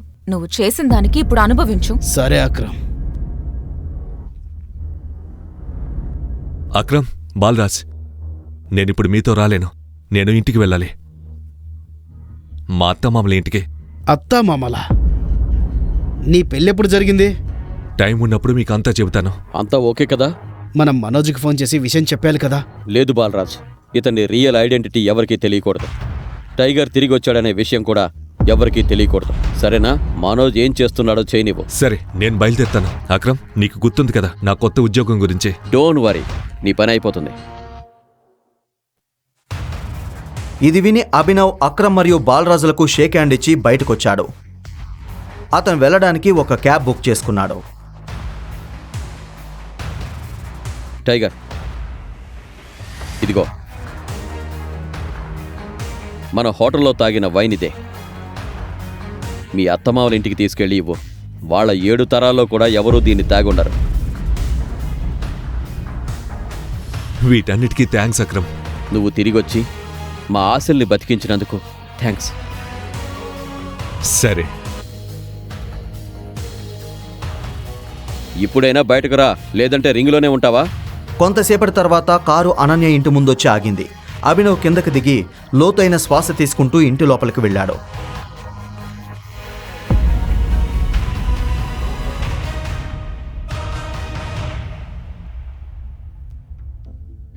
నమస్తే అత్తయ్య. నమస్తే మావయ్య. ఇదిగోండి, మీకోసం ఇది తీసుకొచ్చాను. అరే వా, ఏంటిది? చాలా కాస్ట్లీ అనుకుంటా. అరే భలే ఉందే, నువ్వు కూడా చూడు. పిచ్చోడివా? నాకు తెలిసి ఈ బాటిళ్లను ఎక్కడ్నుంచో దొంగిలించి తీసుకొచ్చుంటాడు. నీకేమనిపిస్తుంది? ఇతనిలాంటివాడు ఇంత ఖరీదైన వైన్ను కొనగలడనా?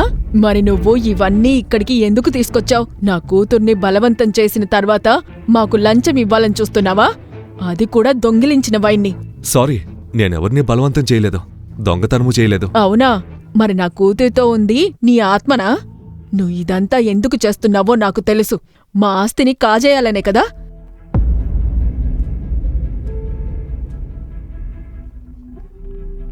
నువ్వు నా కూతురు? అభినవ్ గుండెల్లో ఎవరో కత్తి గుచ్చినట్లు అనిపించింది. అతని మాట వినడానికి ఎవరూ సిద్ధంగా లేరు. అవును, అనన్యతో అతను ఇదంతా కావాలని చేయలేదు. అనన్య రూంలోకి తాను ఎలా వెళ్లాడో కూడా అతనికి తెలియదు. ఈ విషయం అతనికి ముందే తెలుసుంటే అతను ఎప్పుడూ అలా చేసి ఉండేవాడే కాదు. కానీ చివరకు అభినవ్ ఎలాంటి విచారణ ఇవ్వలేదు. ఇచ్చినా ఉపయోగం లేదని అతనికి తెలుసు.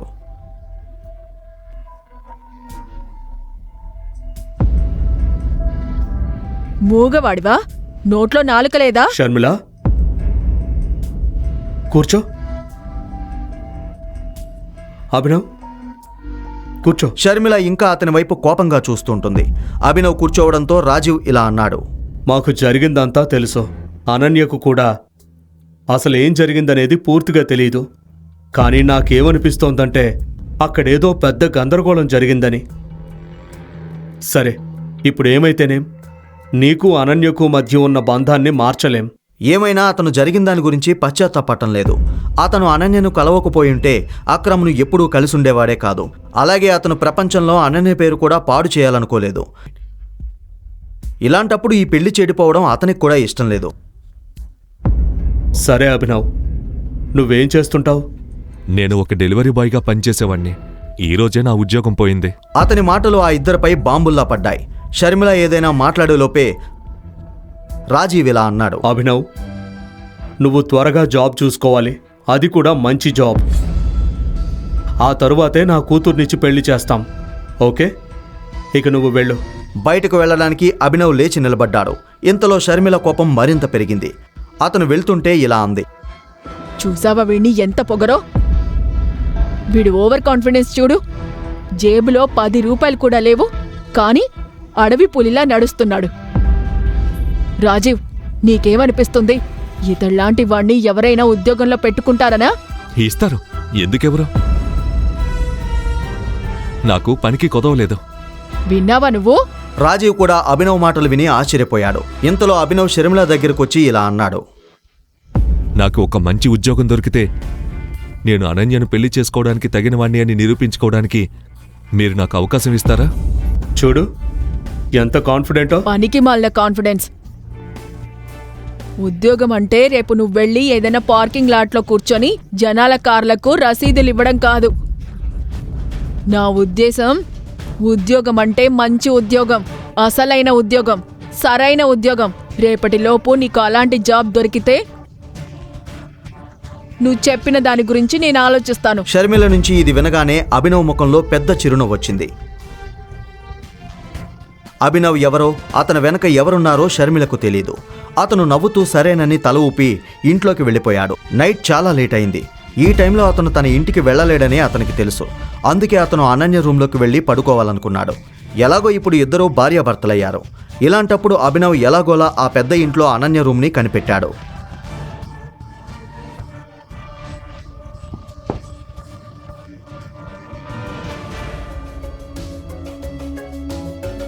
ఏంటి? చాలా లేట్ అయింది కదా, ఇప్పుడు మా ఇంటికి వెళ్ళలేను, నేను ఇక్కడ పడుకుంటాను.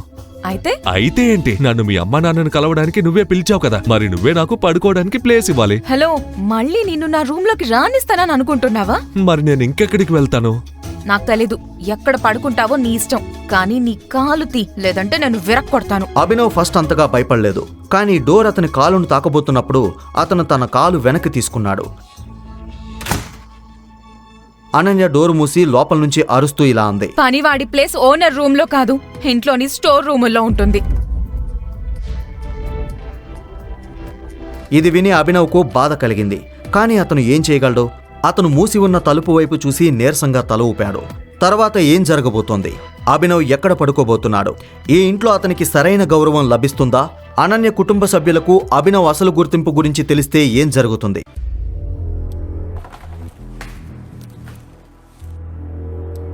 ఆ రోజు నేను తాగిన మైకంలో ఉన్నానని ఒప్పుకుంటున్నాను, కానీ తను కూడా తన రూమ్ డోర్ ఎందుకు ఓపెన్ చేసి పడుకోవాలి? అభినవ్ అప్పటికీ అనన్య గది బయటే నిలబడి ఉన్నాడు.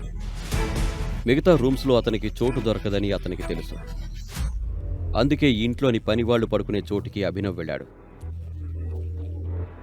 అక్కడ అతనికి అదృష్టవశాత్తు ఒక పరుపు ఖాళీగా దొరికింది. అభినవ్ దానిపై పడుకున్నాడు. అభినవ్కి ఎప్పుడు నిద్ర పట్టిందో, ఎప్పుడు ఉదయం అయిందో కూడా తెలీదు. అతను తొందరగా తయారై ఏకే ప్రైవేట్ లిమిటెడ్కి చేరుకున్నాడు. ఏయ్, ఎవరు నువ్వు? బయటకు నడు, వెళ్ళు. అతని చూపు సన్నీపై పడింది. సన్నీ కూడా అతన్ని చూసి కన్నింగా నవ్వుతూ ఇలా అన్నాడు. ఓహో, చూడండి ఎవరొచ్చారో. నీకెంత ధైర్యం ఇక్కడికి రావడానికి? సెక్యూరిటీ సార్, ఈ బికార్ని లోపలికి వెళ్ళనివ్వకండి. కేవలం అక్రమ్ సార్ని ఇబ్బంది పెట్టడానికి వచ్చాడు. నీకో సలహా ఇవ్వనా బ్రదర్? నీ పేదరికాన్ని కొంచెం యాక్సెప్ట్ చేసి దానికి తగ్గట్టు జీవితంలో ముందుకు వెళ్ళు. ఇప్పుడు నీ నాన్న అక్రమ్ సార్ కారు నడిపేవారంటే దాని అర్థం వాళ్ళిద్దరూ స్నేహితులని కాదు కదా. మీ నాన్న ఆయన వెనక తిరగడం వల్ల ఏ ప్రయోజనం పొందనప్పుడు నువ్వు ఆయన వెనక తిరిగితే నీకెలా ప్రయోజనం దక్కుతుంది? సన్నీ మాటలు విని అభినవ్కి కోపం వచ్చింది. సన్నీ ప్రవర్తనతో అతను విసిగిపోయాడు. అతను కావాలంటే పిడికిలితో సమాధానం చెప్పగలడు, కానీ అతను తన ఫోన్ తీసి అక్రమ్కి ఫోన్ చేయడం బెటర్ అనుకున్నాడు. కానీ అతను అక్రమ్కి ఫోన్ చేయకముందే, ఇక్కడేం జరుగుతుంది? ఇతను నాతో పాటు వచ్చాడు. ఇంకా మీరేమైనా మాట్లాడాలా? ఇక మీరు వెళ్ళొచ్చు, మీరు నాతో రండి. అది చూసి సన్నీకి మతిపోయింది. ఆ రోజు పార్టీలో మరియు ఇక్కడ కూడా అభినవ్ సన్నీ చేస్తున్నది తప్పు అని నిరూపించాడు. నేనిక్కడికి ఎందుకు వచ్చానో అక్రమ్ నీకు చెప్పాడా? ఇది వినగానే జెన్నీ షాక్ అయింది. ఇక్కడ ఉద్యోగం కోసం వచ్చిన అభినవ్ లాంటి వ్యక్తి అక్రమ్ని కేవలం అక్రమ్ అని పిలుస్తున్నాడు. జెన్నీ ఆ ప్రశ్నకు సమాధానం ఇవ్వలేదు. నువ్వు నా ప్రశ్నకి సమాధానం చెప్పలేదు. జెన్నీ సారీ చెప్పిన విధానాన్ని బట్టి ఆమె అతన్ని ఇష్టపడలేదని అభినవ్కి అర్థమైంది. ఇంతలో జెన్నీ తన టేబుల్పై ఉన్న ఒక పేపర్ తీసింది. ఆ పేపర్పై అభినవ్ చేయగలిగే ఉద్యోగాల పేర్లు రాసి ఉన్నాయి. అభినవ్ ఏ ఉద్యోగం చేయాలనుకుంటున్నారో నిర్ణయించుకునే ఛాన్స్ కూడా అక్రమ్ అతనికిచ్చాడు. దీనిపై స్టార్స్ ఎందుకున్నాయి? స్టార్స్ ఉన్న పొజిషన్లో ఆల్రెడీ పనిచేస్తున్నారు కాబట్టి ఈ పొజిషన్లు ఖాళీగా లేవు. Would you like tea or coffee? Manager post కావాలి నాకు. కానీ మేనేజర్ పొజిషన్పై ఇప్పటికే స్టార్ సింబల్ ఉంది. తెలుసు నాకు. మరి ఆ స్థానంలో ఇప్పటికే ఒకరు ఉన్నప్పుడు నువ్వు ఆ స్థానాన్ని ఎలా తీసుకోగలవు? ఆ ఎంప్లాయీని కంపెనీ నుండి బయటకు పంపించమంటారా? నేను అలా ఏమీ అనలేదు. నువ్వు నాకు ఒకటి చెప్పు, ఈ లిస్ట్ నాకు ఎవరిచ్చారు? నువ్వే కదా? అవును, కానీ చూడు జెన్నీ, ఇందులో నా తప్పేమీ లేదు. నువ్వు నాకు లిస్ట్ ఇచ్చావు, నేను నాకు నచ్చిన పోస్ట్ సెలెక్ట్ చేసుకున్నా. ఇప్పుడు ఏం చేయాలో అది నువ్వు చూసుకో. అతను అడుగుతున్నది ఆలోచించి అడుగుతున్నాడు. నిజానికి మొత్తం కంపెనీ అతనిదే. అతను వీలైనంత త్వరగా దాన్ని స్వాధీనం చేసుకోవాలనుకున్నాడు. సరే మిస్టర్ అభినవ్, నాకు మీ గురించి కొన్ని వివరాలు అవసరం. రేపటి నుండి మీరు ఆఫీస్కి రావచ్చు. Perfect, thank you. అయితే మనోజ్ రాకుండా అతను ఏమీ చేయలేడు. కాబట్టి అతను మేనేజర్ పోస్టు మాత్రమే అడిగాడు. తద్వారా అతను అనన్య ఆమె తల్లిదండ్రుల ముందు తన ఎబిలిటీని నిరూపించుకోగలడు. అభినవ్ అక్కడికి ఎందుకు వచ్చాడో సన్నీకి ఇంకా అర్థం కాలేదు. మరోవైపు రేపటి నుండి ఉద్యోగానికి వెళ్ళడానికి తనకు కొత్త బట్టలు అవసరమని అభినవ్కు అనిపించింది. బట్టలతో పాటు అతను తన ఫోన్ కూడా మార్చుకోవాల్సిన అవసరం ఉంది. అక్రమ్ ఇచ్చిన చెక్ అతని జేబులోనే ఉంది.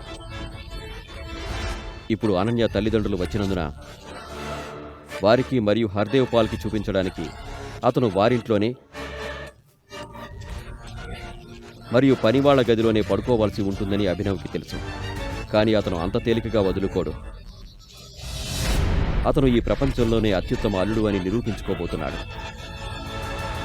అభినవ్ తన చెక్కుతో డబ్బు తీసుకోవడానికి బ్యాంకుకు వెళ్ళాడు. నా దగ్గర చెక్ ఉంది, డబ్బులు కావాలి. సరిగ్గా అప్పుడే అతని దృష్టి ప్రణవ్పై పడింది. ప్రణవ్ అభినవ్ పేదరికాన్ని ఎగతాళి చేసే వారిలో ఒకడు. అరే చూడండి ఎవరు వచ్చారో. ప్రణవ్ స్వయంగా ఒక బ్యాంకు ఉద్యోగి. అతను కోటీశ్వరుడు కాకపోయినా అతని దగ్గర డబ్బు ఉంది. అభినవ్ తరచుగా డెలివరీ పని కోసం ఈ బ్యాంకుకు వచ్చేవాడు కాబట్టి ప్రణవ్కి అభినవ్ తెలుసు. అభినవ్ ముందు అతను ఏమాత్రం పనికిరాడు. కానీ అతనికి అభినవ్కి మధ్య ఒకే ఒక తేడా ఉంది, అదే పేదరికం. నువ్వు చెక్కుతో, నీకు తెలుసా ఎక్కువ మొత్తంలో డబ్బు మాత్రమే ఈ బ్యాంకులో చెక్కు ద్వారా తీయడానికి ఉందని నీకు తెలుసా? నాకు ఎక్కువ అమౌంటే కావాలి, మీరు తీయలేరు. అందుకే నేను మేనేజర్ని కలవాలనుకుంటున్నాను. లిజన్, ఆ అవసరం లేదు. ఆ చెక్ నాకు ఇవ్వు. ప్రణవ్ ఆ చెక్కును చూడకుండానే అభినవ్ మరియు మిగతా అందరి కళ్ల ముందే చెక్కును చింపేశాడు. అరే మైండ్ పోయిందా నీకు? ఏం చేసావు? సెక్యూరిటీ, వీనిక నుంచి బయటకు గెంటేయండి. నకిలీ చెక్కును తీసుకుని బ్యాంక్ వచ్చాడు. బ్యాంకు వాళ్ళని పిచ్చోలనుకుంటున్నావా? ఇప్పుడే పోలీసులను పిలిపించి లోపల వేయిస్తాను. నిన్ను బయటకు తీసుకెళ్ళండి. ప్రణవ్ మరియు మిగతా వాళ్ళు అభినవ్ని ఈ స్థితిలో చూసి చాలా ఆనందిస్తున్నారు. ఏం జరుగుతోంది? ఈ గొంతు ఎవరిదో కాదు, అది బాలరాజుది. అతను అభినవ్ని దూరం నుండే గుర్తించాడు. బాలరాజుని చూడగానే అభినవ్కి ప్రాణం లేచి వచ్చినట్లయింది. ఇప్పుడు ఎవరూ అతన్ని ఏమీ చేయలేరు. సారీ సార్, మీరిక్కడికి ఇలా వస్తారని నాకు తెలీదు. ఈ వ్యక్తిని మోసం చేయకుండా ఆపుతున్నాను. వదిలేయండి ఇతన్ని. అభినవ్ మౌనంగా బాలరాజు వెనక నడుస్తున్నాడు. బాలరాజు అభినవ్ని తనతో ఎందుకు తీసుకువెళ్తున్నాడు ప్రణవ్కి మరియు మిగతా వారికి అర్థం కాలేదు. ప్రణవ్ కూడా వారి వెనక వెళ్తున్నాడు. బాలరాజు వెనక్కి తిరిగి ఇలా అన్నాడు, నాతో రమ్మని నీకు చెప్పానా? లేదు సార్. బాలరాజు అతన్ని కోపాన్ని చూడగానే ప్రణవ్ కాళ్ళు అక్కడే ఆగిపోయాయి. బాలరాజు ప్రవర్తన చూసి అతనికి భయం వేసింది. వాడు అభినవ్ ఐడెంటిటీపై అనుమానం పడేలా బాలరాజు ఏమీ చేయకూడదని అతను అనుకున్నాడు. ఇతను తప్పు చేస్తే ఈ విషయం మేనేజర్కి చెప్పాలి. అంతేకాని నువ్వు యాక్షన్ తీసుకుంటే మేనేజర్ బ్యాడ్గా ఫీల్ అవ్వాల్సి వస్తుంది. కమ్. బాలరాజు అభినవ్ని చూసి తనతో లోపలికి రమ్మని సైగ చేశాడు. ఇద్దరూ కలిసి మేనేజర్ క్యాబిన్లోకి వెళ్లారు. మేనేజర్ తన కుర్చీలో కూర్చొని కంప్యూటర్లో పనిచేస్తున్నాడు. బాలరాజు అతని దృష్టిని ఆకర్షించడానికి తలుపును గట్టిగా మూశాడు. అకస్మాత్తుగా మేనేజర్ దృష్టి తలుపుపై పడింది. ఎదురుగా బాలరాజు నిలబడి ఉండడం చూశాడు. అరే బాలరాజ్ సార్, మీరిక్కడికెలా? నన్ను పిలిచి ఉండాల్సింది. కూర్చోండి కూర్చోండి. చెప్పండి, ఎందుకొచ్చారు? నిజానికి నేను నా పని మీద వచ్చాను, కానీ బయట ఒక తమాషా చూశాను. కాబట్టి ముందుగా దీని గురించి నీతో మాట్లాడాలనుకున్నాను. చెప్పండి. ఆయనెవరో నీకు తెలుసా? అతని చూపు ఫస్ట్ అభినవ్ ముఖం నుంచి అతని చేతికి ఉన్న ఉంగరంపై పడింది. ఉంగరంపై ఉన్న ఆ గుర్తును చూడగానే మేనేజర్ నోరెళ్లబెట్టాడు. బాబోయ్, ఇతను టైగర్. ఎవరితను? నువ్వు కెప్టెన్గా ఉన్న టీంలో అతనే చివరి వ్యక్తి. ఐఎమ్ వెరీ సారీ, నన్ను క్షమించండి. టైగర్, మీరు ఎంతసేపటి నుంచి ఇక్కడున్నారు? నేను మీకోసం ఏం చేయగలను? ఏం అవసరం లేదు. ఒక విషయం మాత్రం గుర్తుంచుకో, మీకు తప్ప నేను టైగర్ని అని మరెవరికీ తెలియకూడదు. Okay tiger.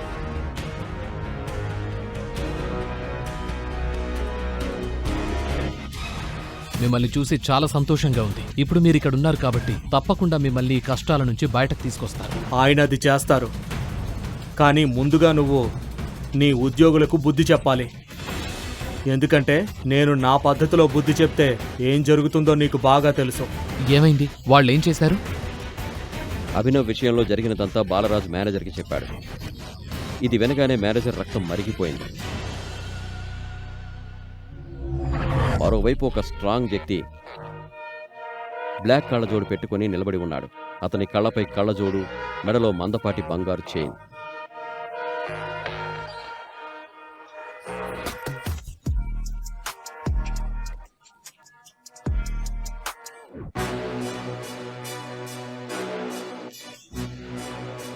ఇప్పుడే కాదు, ఇప్పుడే వచ్చాడు కదా, కొంచెం ఎగరనివ్వండి.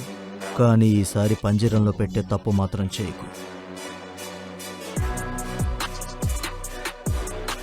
ఇప్పుడు ఏం జరగబోతోంది? ప్రణవ్ని మేనేజర్ ఏం చేయబోతున్నాడు? టైగర్ పేరు విని మనసులో కొత్త ప్లానింగ్ వేస్తున్న ఈ వ్యక్తి ఎవరు? టైగర్.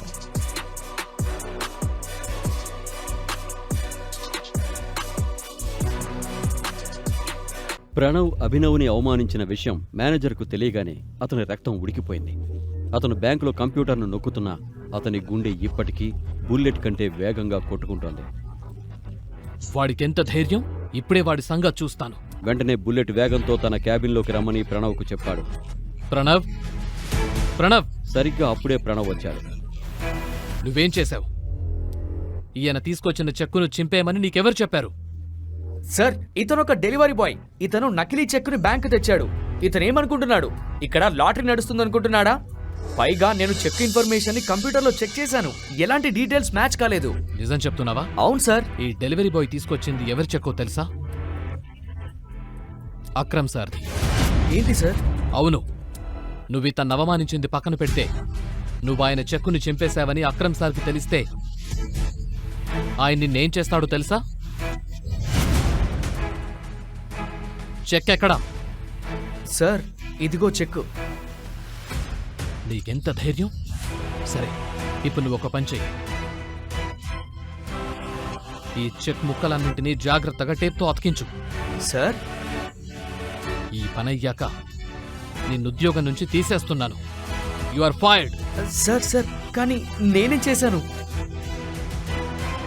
నిన్ను తీసేస్తున్నానని విన్నావు, కానీ దానికి ముందు నేను చెప్పింది వినలేదా? అతికించాల్సి వస్తుందని తెలిస్తే ప్రణవ్ అంతలా చింపేవాడు కాదు. ప్రణవ్ మేనేజర్ వైపు చూశాడు. ఈ చెక్కు అక్రమ్ సార్ది. సరిగ్గా అతికించు. కొంచెం తేడా వచ్చినా నిన్ను ప్రపంచంలోని ఏ బ్యాంకులోనూ పనిచేయలేని విధంగా బయటకు తరిమేస్తాను. బయటకెళ్ళు. అతను కంగారుగా అభినవ్ని చూశాడు. చెక్కు అక్రమది అవ్వడం, మేనేజర్ మాట్లాడిన తీరు, ఈ రెండూ ప్రణవ్కి షాక్ ఇచ్చాయి. ఆ తర్వాత అతను చెక్కు ముక్కలను అతికించడం ప్రారంభించాడు. తన కంప్లైంట్ మేనేజర్ దగ్గరకు వచ్చిన ప్రణవ్ ఇలాంటి అభినవ్లని ఎంతమందిని బాధించి ఉంటాడోనని అభినవ్కి మనసులో అనిపించింది. బాలరాజు అతని మేనేజర్ ఒక మామూలు డెలివరీ బాయ్కి ఎందుకు హెల్ప్ చేస్తున్నారో ప్రణవ్కి అర్థం కాలేదు. చివరకు ప్రణవ్ చాలా కష్టపడి చెక్కును మళ్ళీ అతికించాడు. Really sorry. అవును టైగర్, ఇన్నేళ్ళు నువ్వెక్కడున్నావు? ముందు మీరు చెప్పండి, మా నాన్నతో మీకున్న సంబంధం ఏంటి? నేను కూడా ఆయన టీంలో మెంబర్. లిజన్, టైగర్ తిరిగి వచ్చాడు, కానీ మనోజ్ వచ్చే వరకు ఎవరికి చిన్న అనుమానం కూడా రాకూడదు. ఆట ఇక్కడితో ముగుస్తుంది. అవును, సార్ చెప్పింది నిజం. మన సింహాల మధ్యలోకి ఒక తోడేలు చొరబడింది. వాడు మన శత్రువులకు మన సమాచారం అంతా ఇస్తున్నాడు. కాబట్టి మనం చాలా జాగ్రత్తగా ఉండాలి టైగర్. తోడేలు అంటే కోవర్టా? అవును, దీని గురించి మనోజ్ నీకు వివరంగా చెప్తాడు. అప్పటి వరకు నీ ఐడెంటిటీ బయటకు రాకూడదు. కొన్ని రోజులు చీకట్లోనే ఉండాలి.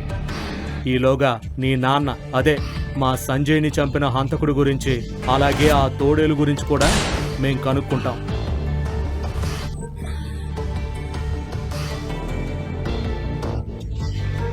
ఈ రెండు విషయాలకు సంబంధించి అభినవ్కి ఒక్క పేరే గుర్తుకొచ్చింది, మనోజ్. రాణా సంజయ్కి ఎలా వెన్నుపోటు పొడిచాడో మనోజ్ కూడా తన తండ్రి అడుగుజాడల్లోనే నడుస్తాడని అభినవ్కి ఖచ్చితంగా తెలుసు. రాణాను తన సొంతం అనుకున్నట్లు వీరిపై అతనికి జాలి కలిగింది. ఈ గ్రూప్లో నేను ఇంకా కలవని వాళ్ళు ఇంకెవరున్నారు? నువ్వు నన్ను, అక్రమ్ని కలిసావు. ఇదిగో డీకే, మిగిలిన వారు పార్కర్, హరియానా, మనోజ్, ముగ్గురు మిగిలారు. హరియానా అంటే మన గ్రూప్లో ఒక అమ్మాయి కూడా ఉందా? అవును, ఆమె కంటే ముందు వాళ్ళ అమ్మ మనతో పాటు పనిచేసింది. ఆమె ఏడాది క్రితం చనిపోయింది. కాబట్టి హరియానా ఆమె స్థానంలో ఉంది. ఆమె కేవలం అమ్మాయి మాత్రమే కాదు, ఆమె ఒక నిప్పు, నడిచే నిప్పు కణం, ఒక తుఫాన్. హరియానా లాంటి అమ్మాయిని నేను నా జీవితంలో చూడలేదు. ఆమెకు అందం, తెలివి, పట్టుదల, ఈ మూడు ఉన్నాయి. నాకు అర్థం కాలేదు. ఆమె మొండిది. ఆమె మొండితనం ముందు నా మొండితనం కూడా తక్కువే. టెక్నికల్లీ ఆమె మన గ్రూప్లోని ఏకైక అమ్మాయి. కానీ మనలో ఏ మగాడైనా ఆమెను అదుపులో పెట్టడం అసాధ్యం. ఇది విన్న అభినవ్కి బాలరాజ్ ఎవరిని ఉద్దేశించి చెబుతున్నాడో అర్థమైంది.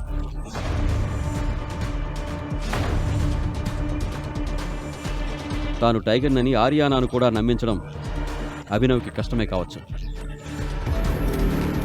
కానీ ఈ సవాలు స్వీకరించడం అభినవ్కి ఆనందంగా అనిపించింది.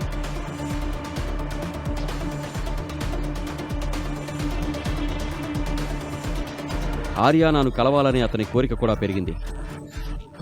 ఇంతలో మేనేజర్ డీకే ఇలా అన్నాడు, నువ్వు త్వరలోనే ఆమెను కలుస్తావు, కానీ ఆమె నిన్ను కలుస్తుందో లేదో నాకు తెలీదు.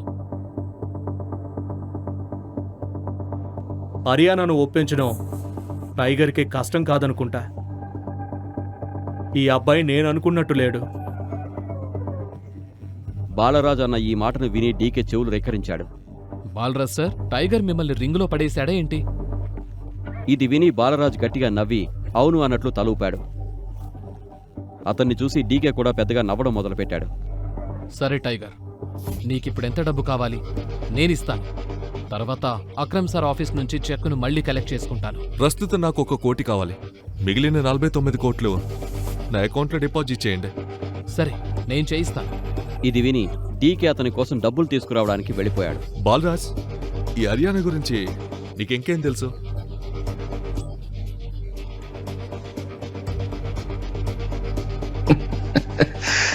నాకంతా తెలుసు, కానీ అదే సమయంలో ఏమీ తెలీదు. నో, అది కాదు బాలరాజ్. నా ఉద్దేశం... అవునవును, నీ ఉద్దేశం నాకు తెలుసు. ఒక్కటే, ఆమెకు నీపై చిరాకు లేదా కోపం తెచ్చుకునే అవకాశం ఇవ్వకు. అలాగే ఆమె వెనుక కుక్కలా తోకాడించుకో. మరి ముఖ్యంగా జోకులు ఎప్పుడు వేయకు. జోకులు వేసేవారిని ఆమె చంపేస్తుంది.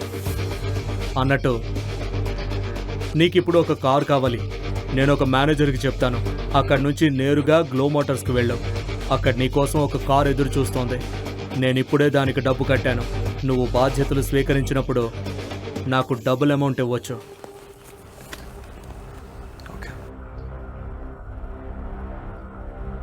సరే, థ్యాంక్ యూ.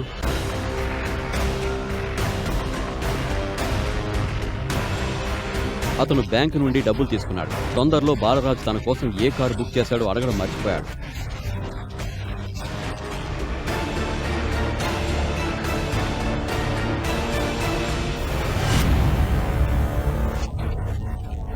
గేటు దగ్గర నిలబడి ఉండడం చూశాడు. మిస్టర్ అభినవ్ ఘట్టమనేని. నేనే Abhinav Ghattamaneni. Sir please come, let's go. కొంత సమయం తర్వాత అభినవ్ ఒక గ్యాలరీ చేరుకున్నాడు. మేనేజర్ అతన్ని అతని కారు దగ్గరకు తీసుకొచ్చాడు. సార్ ఇదే ఆ కార్, నేను పేపర్లు రెడీ చేస్తాను, ఈలోగా మీరు కార్ చూడండి. అది చాలా ఖరీదైన కారు. బాలరాజు ఉద్దేశపూర్వకంగా అది పాతదిగా అనిపించేలా చేశాడు.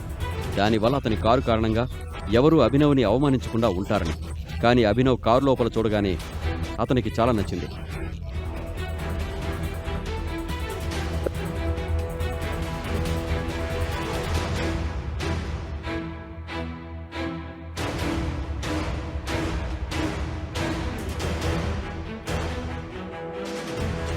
హలో, ఇక్కడేం జరుగుతోంది? అభినవ్, నువ్వు కారు కొంటున్నావా? నువ్వెవరు? నీకేం కావాలి? ఓ, నేను చాందిని, మీ వైఫ్ ఫ్రెండ్ని. అక్రమ్ పార్టీలో అభినవ్ చాందినిని చూశాడు. అక్కడ అభినవ్ ఆమెతో మాట్లాడనప్పటికీ ఆమె పార్టీ అంతా అభినవ్ని చూస్తూ ఉండిపోయింది. అభినవ్ ప్రపంచానికి కనబడుతున్నది నిజం కాదని ఆమెకు ఖచ్చితంగా తెలుసు. ఒక విషయం మిమ్మల్ని అడగాలి. నువ్వు కారు కొనడానికి ఇక్కడికి ఎలా వచ్చావు? నువ్వు పేదవాడివని అనన్య నాకు చెప్పింది కదా. అవును, నేను పేదవాణ్ణే. నేను నా బాస్ కోసం కొంటున్నాను. చాందిని ఒక క్షణం అతన్ని చూసి ఇలా అంది.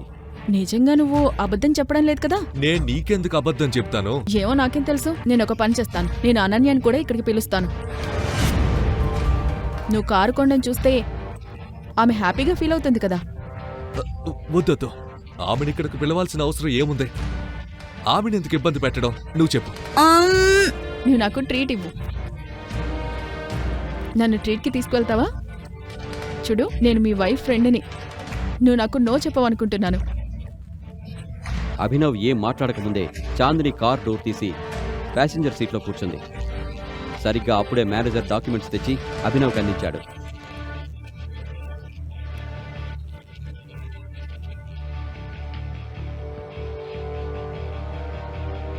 అభినవ్ కూడా డ్రైవింగ్ సీట్లో కూర్చున్నాడు. చాందిని రిచ్ ఫ్యామిలీ నుంచి వచ్చిందని అతనికి తెలుసు. కాబట్టి అతను అక్రమ్ హోటల్స్లో ఒకదానికి తీసుకెళ్లాలని అనుకున్నాడు. జర్నీ అంతా చాందిని అభినవ్నే చూస్తూ ఉంది. ఆమె తన నుండి ఏం కోరుకుంటోందో అభినవ్కి అర్థం కాలేదు. అక్రమ్ హోటల్ కింద అభినవ్ కార్ పార్క్ చేశాడు.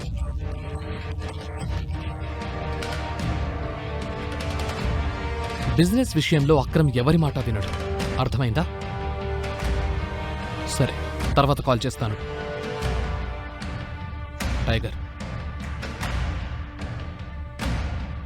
అభినవ్ ఫోన్ రింగ్ అయింది. అక్రమ్ నుండి కాల్ వస్తుండడం చూశాడు. అక్రమ్. హలో టైగర్, ఏమైంది? నీ కార్ నా ఆఫీస్ దగ్గరికి రావడం చూశాను. ఆల్ ఓకేనా? Is all fine? Yes, actually నేను హోటల్కి ఒకరితో లంచ్కి వచ్చాను. అవునవును, నేను చూశాను. నువ్వు పని చెయ్యి, ముందు నువ్వు నా ఆఫీస్కి రా. నేను నీకు నా విఐపి కార్డు ఇస్తాను. మీ ఇద్దరికి విఐపి ట్రీట్మెంట్ లభిస్తుంది. ఏమైంది? వెళ్దామా? నువ్వెక్కడే ఉండు, నాకు ఒక ఇంపార్టెంట్ వర్క్ ఉంది. నేను అది పూర్తి చేసి వెంటనే వస్తాను. అతను వెళుతున్న వైపే చూస్తూ ఉంది చాందిని. అది అక్రమ్ ఆఫీస్ అని ఆమెకు బాగా తెలుసు. కానీ అభినవ్కి అక్కడ ఏం పని? అక్రమ్ అతన్ని ఎందుకు పిలిపించాడు?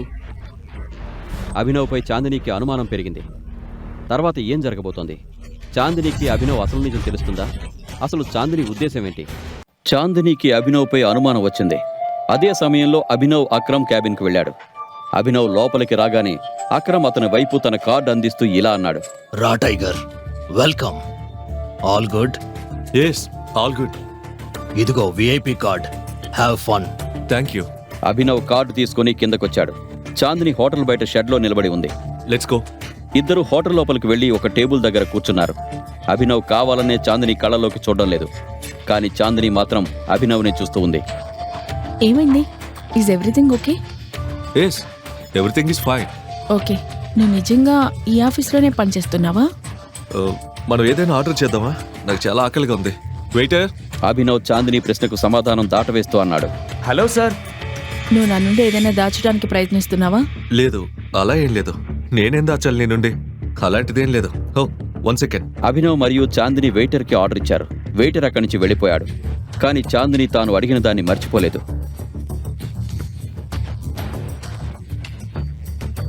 సరే, నువ్వేం చేస్తావు? నేను ఏకే ప్రైవేట్ లిమిటెడ్లో ఒక చిన్న ఉద్యోగం చేస్తాను, అంతే. ఇది అక్రమ్ సార్ హోటల్ కదా? రైట్. హలో గర్జియస్, నువ్వు చాలా అందంగా ఉన్నావు. నేను ఇక్కడికి రావాలని అనుకోలేదు, కానీ నా మనసు వినట్లేదు. నేను నీకు ఒక మంచి ట్రీట్ ఇవ్వచ్చా? అతని కళ్ళల్లో ఒక రకమైన వింత నవ్వు కనిపించింది. అతని ఉద్దేశాన్ని చాందిని అర్థం చేసుకుంది. అలాగే అభినవ్కు కూడా అది అర్థమైంది. నీకు కనిపించడం లేదా? ఆమె ఇప్పటికే నాతో డేటింగ్లో ఉంది. ఓ అలాగా, నువ్వేమి తమ్ముడు అనుకున్నాను. ఇప్పుడు నువ్వు ఈమెతో ఇక్కడికి డేట్కి వచ్చావని చెప్పావు గనక మర్యాదగా చెప్తున్నాను, వెళ్ళిపో. ఆ మాటలు విన్న అభినవ్ సైలెంట్గా ఉన్నాడు. ఈ వ్యక్తి ఎంతవరకు దిగజారగలడో చూడాలనుకున్నాడు. ఇంతలో అతను చాందిని వైపు తిరిగి ఇలా అన్నాడు. నువ్వు ఇంత అందంగా ఉన్నావంటే నువ్వు ఒక వెల్ ఫ్యామిలీ నుండి వచ్చావని అనిపిస్తుంది. కానీ ఏమీ అనుకోవద్దు, నువ్వు ఇలాంటి వాళ్ళతో డేట్కి రాకూడదు. Standards are important, right? నీతులు చెప్పమని ఇక్కడ నిన్నెవడు అడిగాడు? పో, బయటికి వెళ్ళావు. నువ్వు నాతో రా, నన్ను నమ్ము. నేను నీకు ఎలాంటి ప్రాబ్లం రాకుండా చూసుకుంటాను. నీకు ఇలాంటి బికారి కరెక్ట్ కాదు. ఎవడో కను వదిలేసినాడు. ఆ మాటలు విన్న అభినవ్ ఇక తట్టుకోలేకపోయాడు. అతను తన హద్దులు దాటాడు.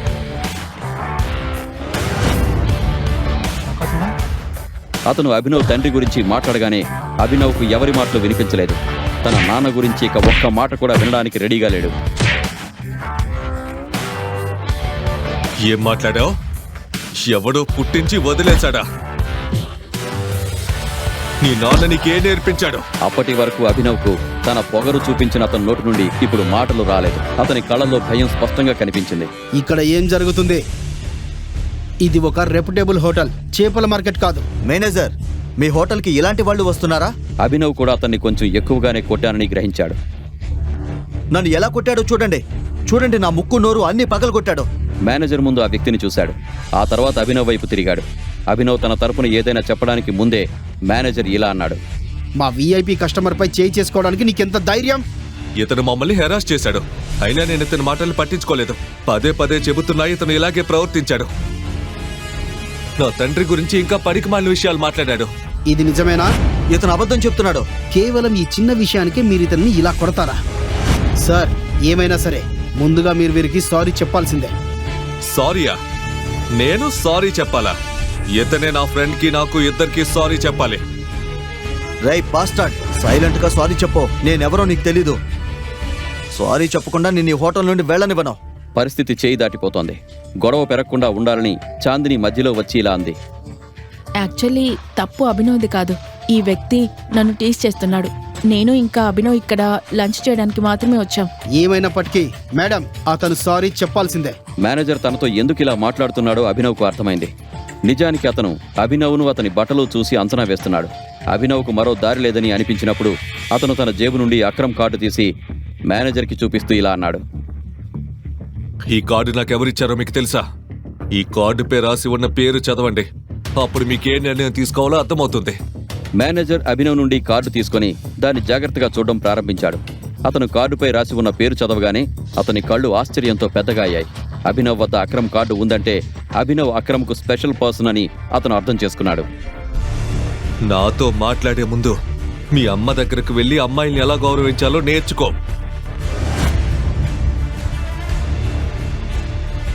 పద. అభినవ్ చాందినిని తనతో తీసుకుని అక్కడి నుంచి వెళ్ళిపోయాడు.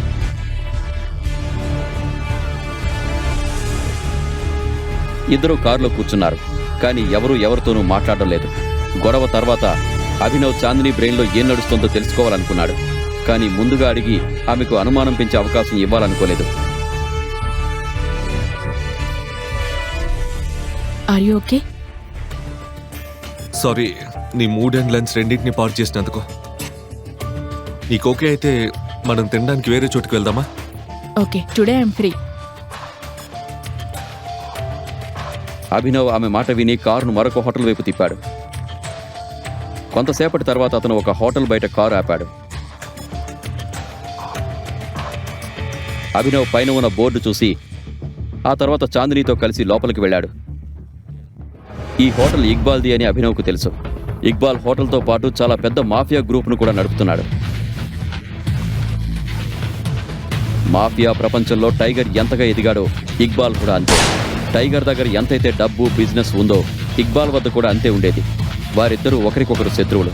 ఇక్కడ ఇక్బాల్ను తను డైరెక్ట్గా చూసే అవకాశం ఉందని అభినవ్ కనిపించింది.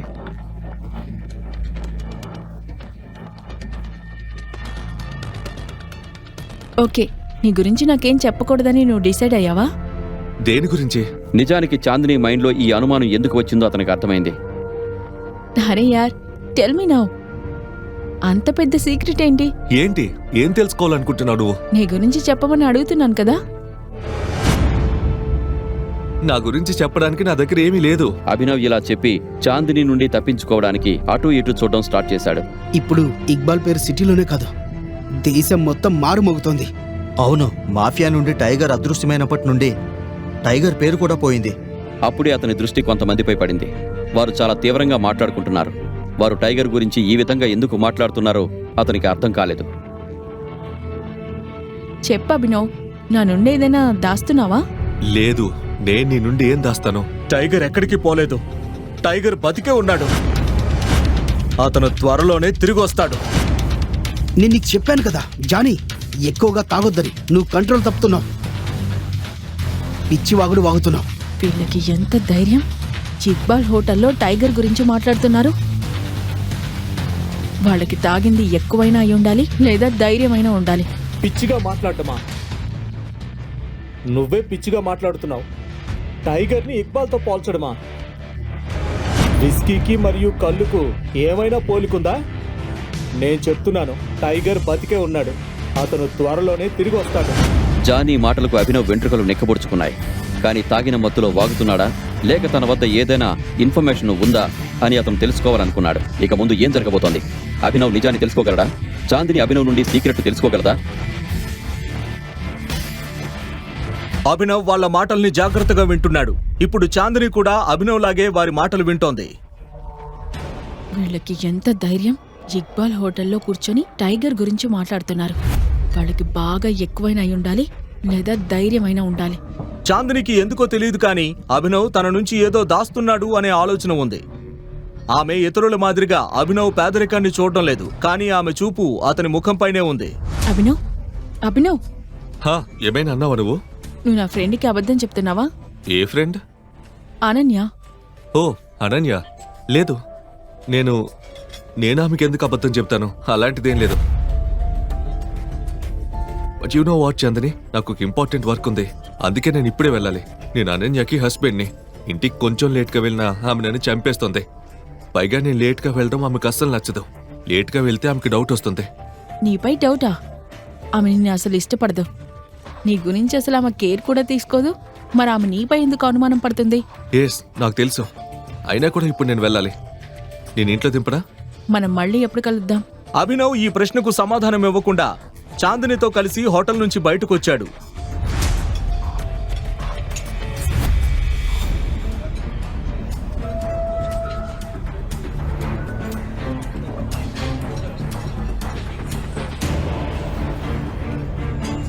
వాళ్ల దగ్గరకు వెళ్లిన అభినవ్కు వాళ్ళు జానీని కొడుతూ ఉండటం చూశాడు.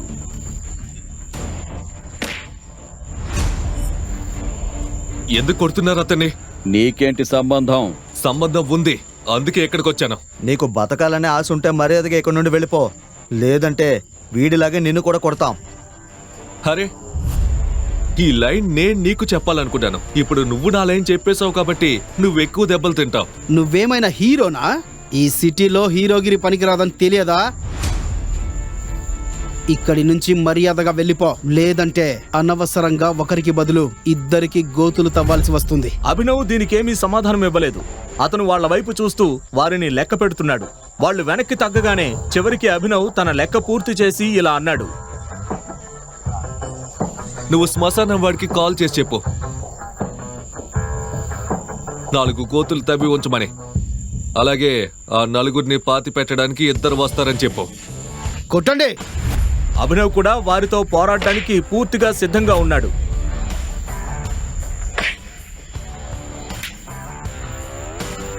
చూస్తుండగానే క్షణాల్లో అభినవ్ అక్కడ పరిస్థితిని మార్చేశాడు.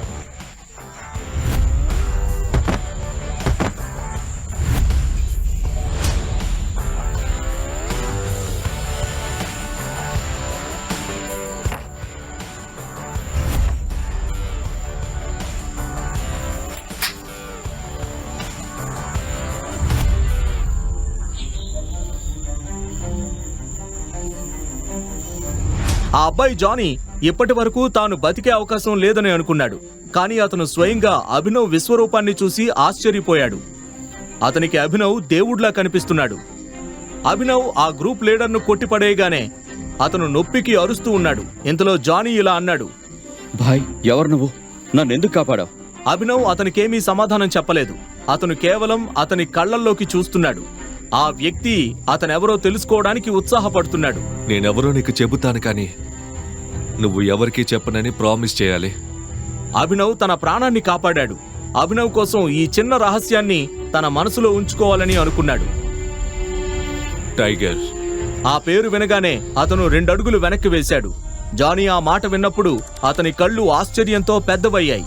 అతను కనురెప్పలు కూడా వాల్చకుండా అభినవ్ను చూస్తున్నాడు. తాను చూస్తున్నది కలనా లేక నిజమా అని అతనికి అర్థం కావడం లేదు. జానీ ఇంకా రెప్ప వాల్చకుండా అభినవ్ వెళ్తున్న వైపే చూస్తున్నాడు. కొద్దిసేపటి తర్వాత అభినవ్ హర్దేవ్ పాల్ సింగ్ ఇంటికొచ్చాడు. అభినవ్ లోపలికొస్తున్నప్పుడు రాజీవ్, షర్మిల మరియు కుటుంబ సభ్యులు ఒక విషయం గురించి మాట్లాడుకుంటున్నారు. ఏం చేయాలో నాకు ఏమీ అర్థం కావడం లేదు. మనం గౌరవ్తో మాట్లాడాలి. కనీసం అతను అక్రమ్తో మన గురించి మాట్లాడతాడు. ఇప్పుడు అతనే మనకి హెల్ప్ చేయగలడు. కింగ్ కార్పొరేషన్స్ మద్దతు మనకి లభించే వరకు మన పని జరగదు. సరిగ్గా అదే సమయంలో అభినవ్ ఇంటి లోపలికి వచ్చాడు. అతనికి మొత్తం విషయం అర్థం కాలేదు. కానీ అతను విన్నదాని ప్రకారం అనన్య కంపెనీ ఏదో పెద్ద సమస్యలో చిక్కుకుందని అతనికి అనిపించింది. నాకేమనిపిస్తుందంటే మనం పాప్ క్లీన్ హోల్డింగ్స్ నుండి సపోర్ట్ తీసుకోవాలని. అమ్మా, నువ్వేం మాట్లాడుతున్నావు? ఈ 2 కంపెనీలను టైగరే నడుపుతున్నాడు. మనలాంటి వాళ్ళు నేరుగా టైగర్ని కలవలేరు. ఈ రోజు వరకు ఎవ్వరూ అతన్ని చూడలేదు. మరి మనమేలా కలుస్తాం? బహుశా చరణ్ మనకు హెల్ప్ చేయగలడేమో. ఒక పని చేద్దాం, అనన్య ఇంకా చరణ్ల పెళ్లి ఖాయం చేస్తాను. అసలు అభినవ్ వల్ల మనకేం ఉపయోగం? అభినవ్ తన ముఖంపై చిరునవ్వు తెచ్చుకున్నాడు. అతను ఎంత అలిసిపోయినా తాను ఏం చేసొచ్చాడో వాళ్ళకి తెలియనివ్వకూడదని అనుకున్నాడు. నమస్తే. అభినవ్ సంతోషంగా నమస్తే చెప్పగానే షర్మిల, అనన్య మరియు రాజీవ్ అతనిని కోపంగా చూశారు. వారి కళ్లల్లో అసహ్యం కనిపిస్తోంది. వారి కళ్ళు చూసి అభినవ్ ఆశ్చర్యపోయాడు. వాళ్ళు నవ్వుతూ వెల్కమ్ చెబుతారని అభినవ్ అనుకోలేదు. కానీ మరి వారి కళ్లల్లో అతని పట్ల కోపం చూసి అభినవ్కు నచ్చలేదు.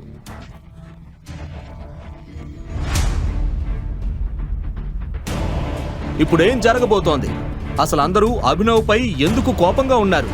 అనన్య ఏ సమస్యలో చిక్కుకుంది? అభినవ్ ఆమె సమస్యను పరిష్కరించగలడా?